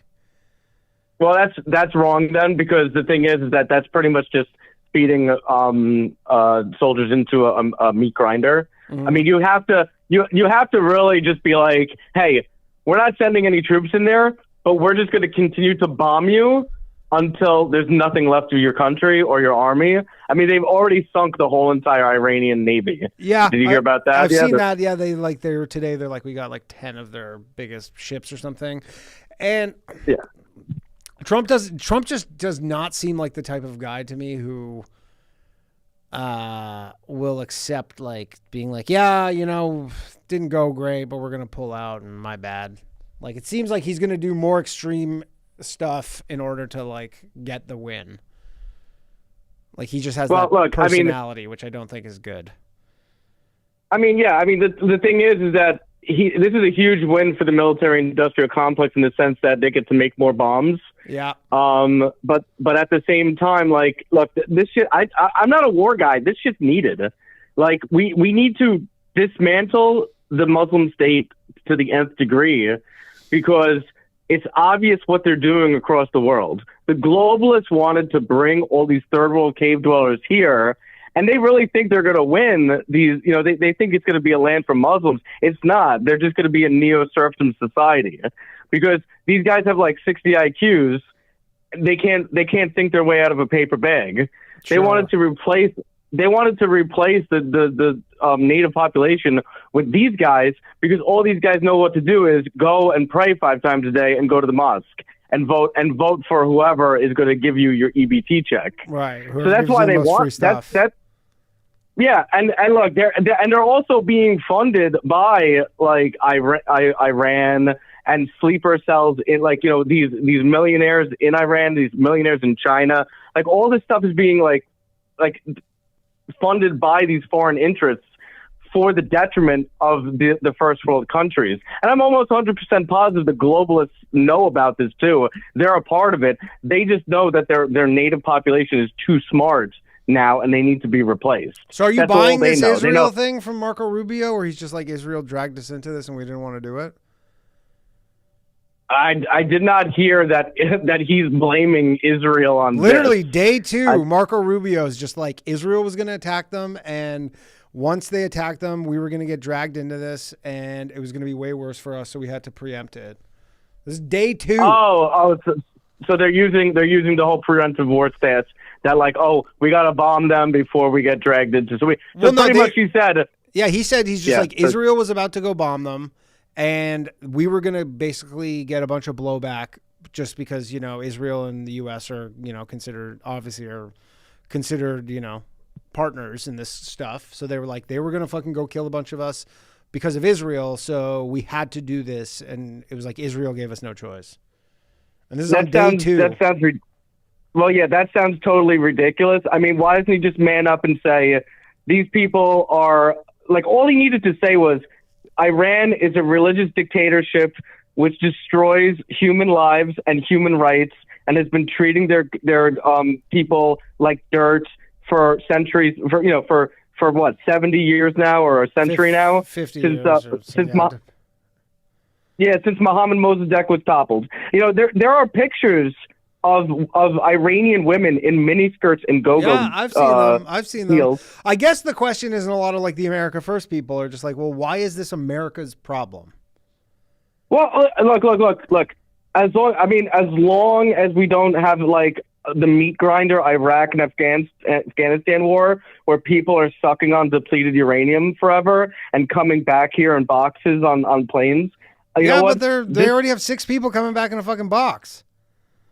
I know. Look, it's bad, man. I mean, I get it. I mean, but the thing is that would I rather see 6 people come home in a box, or this shadow of like over the world? I mean, to be honest, what they should have, I mean, that's a crazy. I mean, I don't want anybody to die, but like, you know what? It's not terrible yet. It's not Iraq and Afghanistan levels where they let the meat grinder and the fraud machine go on for 20 years, charging the U.S. taxpayer $1,000 per can of Coke going to Iraq. Yeah, and I don't think that's the one thing. Regardless of how this shakes out, like this is not going to be some forever war. Trump definitely is not doing that. Yeah, I'm just happy that like it's finally over and we get to see some sort of normalcy in the Middle East, because it's not over. You have what do you mean? This is not over. Well, I mean, look, they almost destroyed their whole entire military. Yeah, but not if, again, it's hard to say. Like Iran is basically like, we have so much more left in the tank right now. The Iranians are like, in terms of weaponry and munitions and stuff, they're like, we have tons left. Now they could be bluffing. They could be bluffing. I don't know. I to be honest, like I just feel that like that whole region needs to be assembled. Sure. Because that whole region is like back in the 1800s. Actually, more than that. It's back in the 1700s in their mentalities. Yeah. I mean, how long? So you're in favor of this. This is you're a Trump guy. You're totally in favor of this. Well, I mean, I'm not. Look, I mean, if somebody asked me, they're just like, would we rather drop bombs on Iran and save civilization? Yeah, I mean, just fucking start doing it, because they needed to get out of there 70 years ago.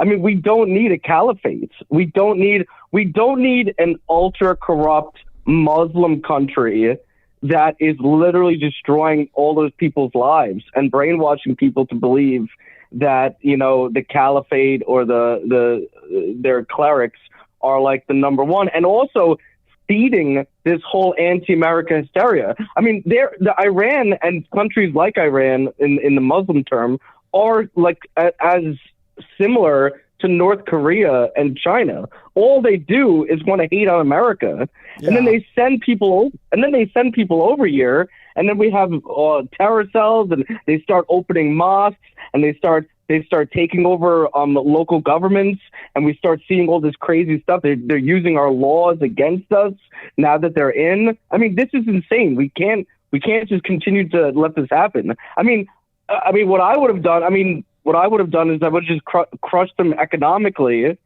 while also, I don't know, taking pot shots at their military. I mean, I guess that wasn't. I guess that wasn't feasible. I don't know. I don't know if that was. It could be done that way. I don't know. It's just tough, man. I mean, I don't want to. I mean, I would rather everyone live in peace. But the thing is that place is like, just like Africa. I mean, but the problem is that Africa can't get its shit straight, so we don't worry about them living in their mud huts in 2026 and not having running water. They might be chanting death to America or death to the white South Africans, but their spears aren't going to reach us here. But Iran, on the other hand, they're actively trying to get a nuclear bomb, supposedly. Yeah. This might be like weapons of mass destruction times two. But the thing is that but they at least have fighters. They used to have a navy. Their shit together. They used to have the navy. They have their shit together more than any African. Exactly, that's for sure. But I don't know. I mean, I just think it's crazy because we were just getting inflation down. We were just getting gas prices down. We were just enjoying all this stuff. The only thing that's terrible is the job market. Yeah. But the thing is that everything was starting to regulate itself. I mean, we were sending millions of illegals back. Rent and houses were dropping. If you saw, I think you saw the numbers that like almost every single house on the market is like cutting their prices left and right. We have interest rates that are going below 6%. Yeah. I mean, and then all of a sudden, out of nowhere, Trump is like, "Let's go bomb the shit out of everyone." I know. So and guaranteed. Again, if this lasts a week, we'll be fine. But this could put a real fucking wrench in things for Trump and his whole economic plan. Unless they're just like, we're going to print, $10 trillion more and just inflate everything again. And then everybody's like, oh, looks like I'm richer. And you're like, you're not. I mean, I guess I was just about to say, and then I'll jump off. Yeah. At least Russia can't say to us, "Oh, how dare you start a war?" That's the only thing that we can say that they can't say against us. But thank you for taking my call. All right, later, Frank. I saw a Patreon caller called in, and I don't know if it got picked up, but if you want to call back, I will answer your call. I don't know who it was, but I just saw someone called the Patreon number, and I don't know what happened to Gerard. I don't know where he is, but call back. I'll take some more calls. Otherwise, the phone lines are closed. We're going to go to Alan. Thank you for joining me, everybody, today. Hello, Alan. Hey, what's up, Danny? What is going on? I have my day off today, and I was listening to your show all of a sudden, so it's my second time calling in, I think. Cool. This whole thing with Iran, I used to be a military officer. I flew attack helicopters. I was a Cobra pilot before the internet. And so I used to keep, I could tell you when gas prices were going to go up about 3 days before they were going to happen based on OPEC meetings or whatever. I wasn't a intel officer. I was just a grunt. Yeah. And what Trump's doing right now, nobody's talking about it in the media. But him taking out Venezuela, brokering a bunch of peace deals to stop the war machine from going, and him taking out Iran, which on face value it kind of looks like Israel's got him by the nostrils. Sure. But what he's doing is he's trying to destroy the BRICS, which is basically what the last couple of administrations did to Libya with the golden dinar. They want to stop money that's going to be different besides the U.S. dollar. And so by taking out, Team America Week when he was blowing up the gunboats, and he got Maduro, and now this is the Trump show. This is going to continue right up to the midterms, but it won't be boots on the ground. There'll be international people in Iran, Saudi Arabia, a bunch of different countries that are not Shiites, but that are Sunnis. Are gonna do something, right? It's not gonna. I can't see Trump wanting it to turn into Libya. No, because most government people do. The oligarchs, they want fucking that. They want destruction. They want people to be poor. They don't want a middle class. And so, this is basically gunboat diplomacy, with Japan in the late 19th century. He's going by and kicking asses. You're liking this. I'm not liking it. As a military officer, I'm just telling you, this is what is happening. This is what is happening. Okay. And nobody fucking asked me about how I wanted to spend my tax dollars. Nobody asked me about letting 20 million immigrants coming into the country. Sure. I mean, the government doesn't fucking care because the government's not in charge. The oligarchs are in charge. Mm-hmm. And so this diplomacy that he's doing, and like I said, I'm not for it. I'm just telling you, this is obviously from the outside as a military officer. He took out Venezuela. What's happening with Brazil? I have no idea. But I don't know. He's in charge. He's in charge of all these things, right? But all of the countries in China, part of the BRICS movement. Yeah. Now they can't get oil. That's going to really fucking destroy them. See, that's a strategic attack on China. Yeah, and I mean, there is the China letting element. them not get free oil. Yeah, for sure. There is. I mean, it's 1 million barrels a day plus. Maybe it's slightly more than that they now have to find elsewhere. I don't know how. Again, maybe Cole said this. I don't know how hard it is to go find 1 million barrels a day, but I imagine you don't do it overnight. Like it's going to take some. You don't do it overnight, but the other thing too is this is based not on attacking just China, but it's based on forestalling the fall of the U.S. government. Because like Doge proved, like, okay, all this money is being spent. Did they save any of that? Fuck no. It just got moved to different piles and they still blew it. Yeah. And it probably went to the military industrial complex, right? Instead of going to like woke people that are bringing immigrants in. And so like Trump knows that because he's only one man. And even though he's the president of the United States, like with beef, for instance, beef prices haven't come down a lot, because the beef producers make so much more money since they had their herds culled under Biden. And so now you less cows, you make more money. Fuck yeah. Why would we want to work harder? Right. And so that's when he started talking about getting Argentina beef, because he couldn't get the oligarchs that own beef in the United States to increase the herds. So he's, Trump's fighting a lot of people. It's a full court press. Oh yeah. He's doing. I mean, it stresses me out sometimes thinking just like how much this guy has on his plate all the time. How many different fucking things he's got to deal with. I could tell you 15 things if I had a piece of paper and was writing them out. Like, gee, I wonder what's going on in this country. How is this connected to that? Like, whenever I used to read a newspaper article before the internet, I would read it and I was like, who is going to win because of this, and who are the losers? Sure. And who are the people involved? Because the news media never tells you that. No.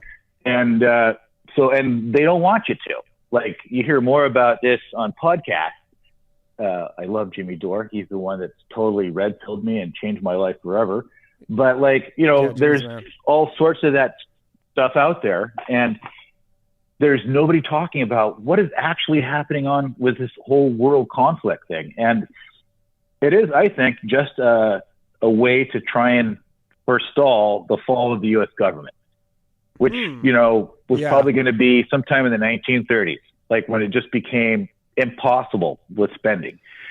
And so like Elon Musk, he jumped out of Doge because he's like, if I make $100 trillion doing AI in space, then I can have a tax base that'll keep America going. He's foolish because the congressmen on both sides don't give a fuck about the people. They give a fuck about getting reelected and getting jobs on boards, getting paid to do nothing or whatever the hell they do. Yeah, I mean, so I think that we're at almost 39 trillion for the U.S. debt. So, I mean, I saw a meme of the spending in the last 20 years. Oh my God! When you look at it visually, it's insane. But since COVID, doesn't give a fuck. Since COVID, it's really crazy.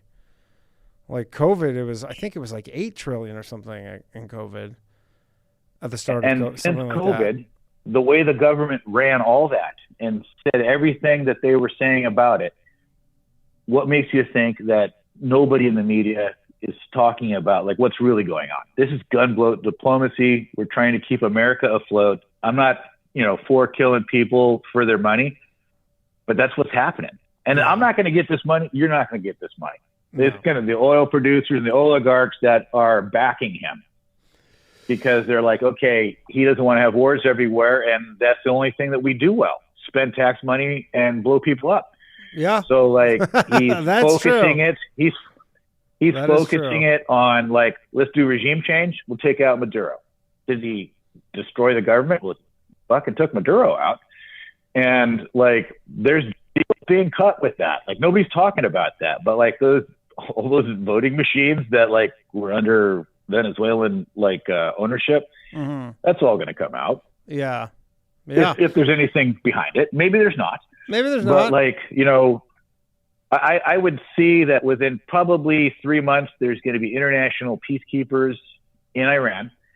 And it's going to be probably at least 30-40% are going to be from Islamic countries that are Sunni, not Shiite, because they're totally different. Yeah, totally different. The last guy was talking about Muslim world.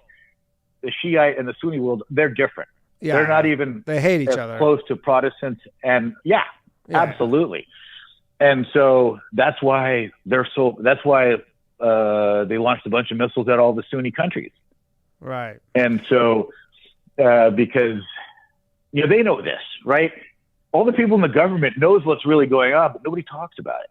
I mean, that would be a good outcome, to be honest, as if it was just like a bunch of Muslim peacekeepers and U.S. could kind of just be like... It's not going to be most, but there's going to be some. There'll be some. some. Like, I think there'll be enough. The biggest problem for the plan will be the retards that, like, just want to get government contracts that are generals. Mm-hmm. They don't give a fuck about anything. They're like in that movie RoboCop when the guy says, who cares if they work? We'll just sell a whole bunch to the military and make a bunch of money. Sure. I mean, that's all they care about. They just want to, And so in that sense, what's going to happen is he's turning their direction to something that is topple a government, but not let them do the rebuilding shit that they did in Afghanistan. Because like that's going to be retarded. You're going to get a bunch of generals that are just after Peoria, and it's going to be total corruption. It'll be the worst case scenario would be like if we just Julian. wind up in this exact same position in, 10, 20 years where you're like, just like nothing happened. You have a hostile thing and the repressed like populace and just a whole lot of nothing. And you're like, at least like if he just actually gets the job done, which I understand is hard, but. He's going to get that done. They're going to do that because most governments, they're going to they'll take the Iranian government out. It's not going to function. It's going to either, and then what's going to be left is they're going to have a bunch of people run, and there's going to be whatever the 5 or the 10% of their population that will kill anybody that is Iranian that works with Americans. Yeah. That's going to be the problem. And there could be like, that might some not be civil too big. war It might not be too big a problem because, like, in the next couple of weeks, all those people's homes might get blown all to fuck by accident. Like because guess what? That's part of the plan. You need to now. If you kill one person with a bomb, you can use that bomb to make 20 more terrorists. Right. But not if it's only a section of it, because those people, those like brown shirts for Iran, they live in communities. They have they get money from the government of Iran and guns, and they get to hang out and do crazy shit. And then when we've got a demonstration, we want you guys to show up because the government is not going to kill these people. The brown shirts are. Yeah. So the thing is it wouldn't surprise me if there isn't a plan to just obliterate those people, like on probably within about a 2 or 3 hour period. Wow. Like as many, because like once you got total parity in the air, you're just going to go ahead and blow the hell out of all these villages that they live in, those communities. And then when they start talking on the radio, there's a bunch of Predator missiles. They're going to blow the shit out of them. Like that's going to be when they got total air parity, and they're probably getting ready to put some international people on the ground. And there'll be some Americans, there'll be some Marines, and that'll be bait because you want the brown shirts to show up for those guys. Yeah. They're going to have to communicate. They're not going to be able to use carrier pigeons or ravens like in Game of Thrones. The turnaround time, it's not going to work. Right. All right, Alan. This is what I foresee happening. All right. Yeah. Good. That was good stuff. That was a good call. Thank you for calling in, Alan. It's good talking to you, man. Crazy stuff. Talk to you later. Crazy stuff. All right. We got to go to our final call of the night. Let me read some of your super chats that I missed. Dylan says, caller is afraid of rooftops. That's why. He also says, caller can wreck Dave Smith, Scott Horton in debate. This is about Frank. He says, please don't hang up. This guy rules. Frank does rule. William Miller says, keep this guy talking. Frank, the people love you, Frank. Dylan says, growing up is knowing Pootie Tang is a documentary. What a da. All right. Final caller of the night. We got Not Matt from the Patreon. You can get access to priority calling. Sign up for the Patreon. Patreon.com/low value mail. Not Matt. Last call. What's up, big guy? How you been? Going, man? Good. How are you? It's going. I was drinking while I watched the bombing start. Yeah. Kind of put a damper on the night. To throw something at the last caller, I think does he forget? He was military, at least he said. Yeah, he said he's a Does he helicopter forget pilot. Afghanistan? Does he forget? Does he not know what the Hawala networks are? Like, I mean, they you have to a ask him. low-tech way. Yeah, Hawala for networks sure. are basically a way of passing money and information, and it's Okay. low-tech, and it's why the Taliban was able to basically survive and thrive, Yeah. despite all of our technical capabilities. I mean, that's so the it's like, yeah, one thing I really do feel, no matter how badly this goes, this is not going to be an Iraq, Afghanistan redo. I do be feel like Trump has very much worse. learned that lesson. Well, at the end of the day, it's still asymmetric warfare. Right. Like, and so, have you ever heard the old allegory of the general and the farmer, where No. the general goes, how could the citizens ever resist us? We have the most powerful military in the world. We have jets and bombs, and the farmer says, yeah, you also have homes and families. Right. And so it's they don't have to score every victory. All they have to do is get one. Mm-hmm. Look, we already saw it in Austin. Yeah. Like, I the mean, second the military relaxes, it's if this goes open season on for them if they want. I mean, I don't like making prognostications like this, but if this goes on even a few more weeks, like we're gonna have a couple more Austins, almost guaranteed. Like guaranteed. 100%, because he wasn't just a leader of a country; he was a religious leader. Exactly. And luckily, do you know who Ayatollah Sistani is? No. He's a religious leader in Iraq. He's related to the Dawa Party and Skiri, who were two of the major factions in Iraq. The third was Sadr, who was like an Iraqi nationalist Shia. The Blackwater guys, where they got like hung up from the bridge and killed, that was in Sadr City. Okay. But the Dawa and the Skiri guys rolled over the Iranian border when we toppled Saddam. And just as easily, they could roll right the fuck back to Iran, like if we tried anything serious. And if Ayatollah Sistani goes, hey, there's a fatwa against the United States, like at least Khomeini, like he was fairly careful with his wording from what I've read, where, he would say like, look, we don't like what the government's doing, but we also understand that the people don't really control the government. Right. But if someone were to go, yeah, it's open season on Americans, it's like, well, what are you going to see happen? And so that's why I'm not worried, but I'm fairly cautious of this. Yeah. Especially with the open borders of the last 4 years. It's just, I mean, it's a a pretty mess. reasonable thing to be worried about here. Like, I don't think I'm being unreasonable in my concerns, especially after Sunday. No, you're not at all. And like, I think the other thing that's like irritating to me, at least, because I fall into the Dave Smith-ish camp, I guess is what I'd say. And it's kind of annoying after all these years to see all the boomers just fall right back in line after you get a bombing. Like one of the callers said, we've lost our appetite for violence. It's like, yeah, 30 years of war. I can't remember a time where we haven't been at war. Right.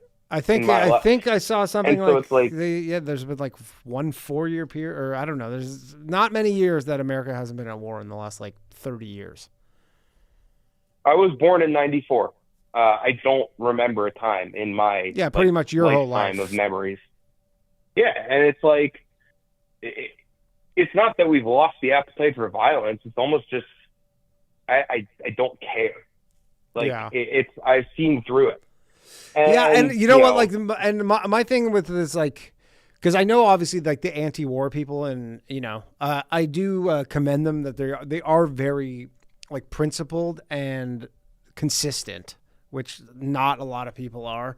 And the anti-war people are consistent, but I'm like, sometimes you have to do some stuff. Like, I don't think you can just be like, and I know like it's the libertarian thing where it's like the non-aggression principle, but like waiting to get attacked is not necessarily the optimal strategic like move to just be like, we'll just wait to get attacked first and then do something.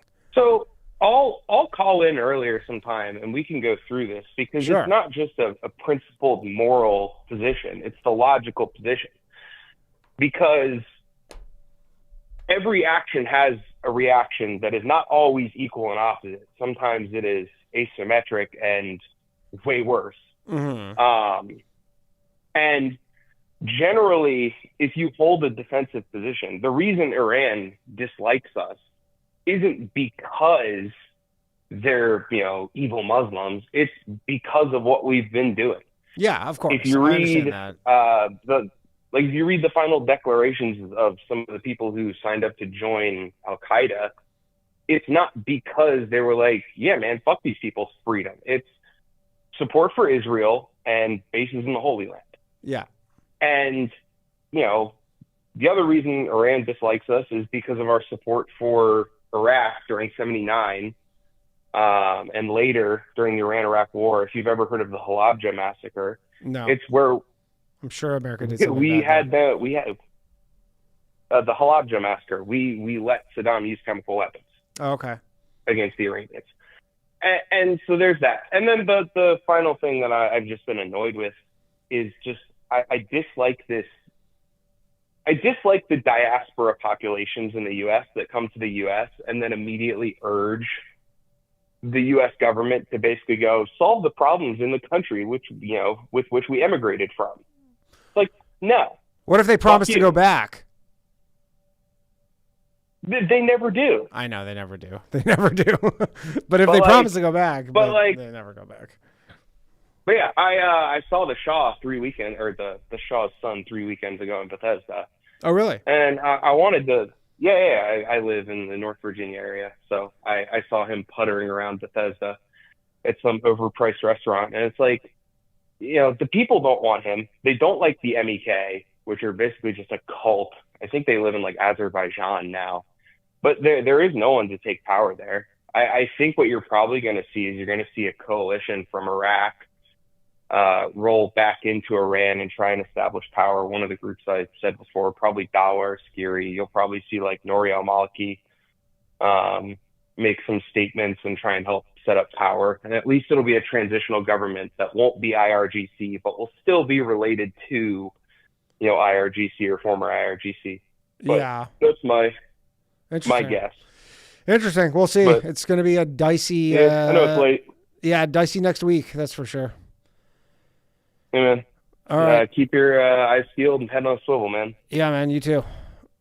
Later, Matt. Sweet. Or not, Matt. And we will reconvene next week on an all-new episode of Low Value Mail to see what has happened. Tune in. That's been the show, everybody. Thank you for joining me, as always. Appreciate all the super chatters. Anybody who subscribed to the channel, make sure to subscribe to the channel. I want to hit 10,000 subscribers on this channel. Join the channel, all that stuff.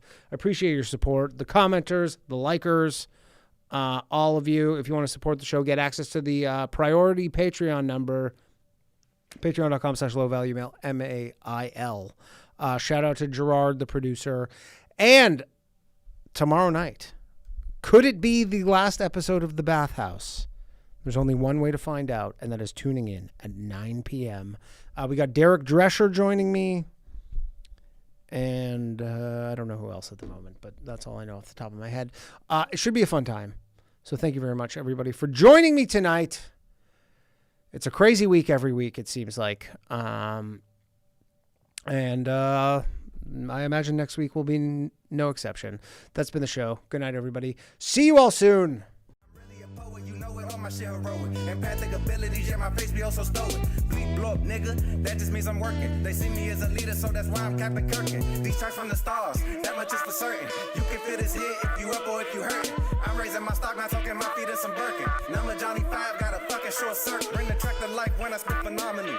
When I hit, she feel that shit in her abdominals. These rappers make me laugh like comic view, they comic through. You know I got a ball out, I hit the track running just like Sonic do. They don't wanna turn on my light switch. Yeah, they was trying to get me on my hype shit. Yeah, they don't wanna turn on my light switch. Yeah, and they tried to down me on some KO type shit. Yeah, they don't wanna turn on my light switch. Yeah, now we pulling up fresh on some flight shit.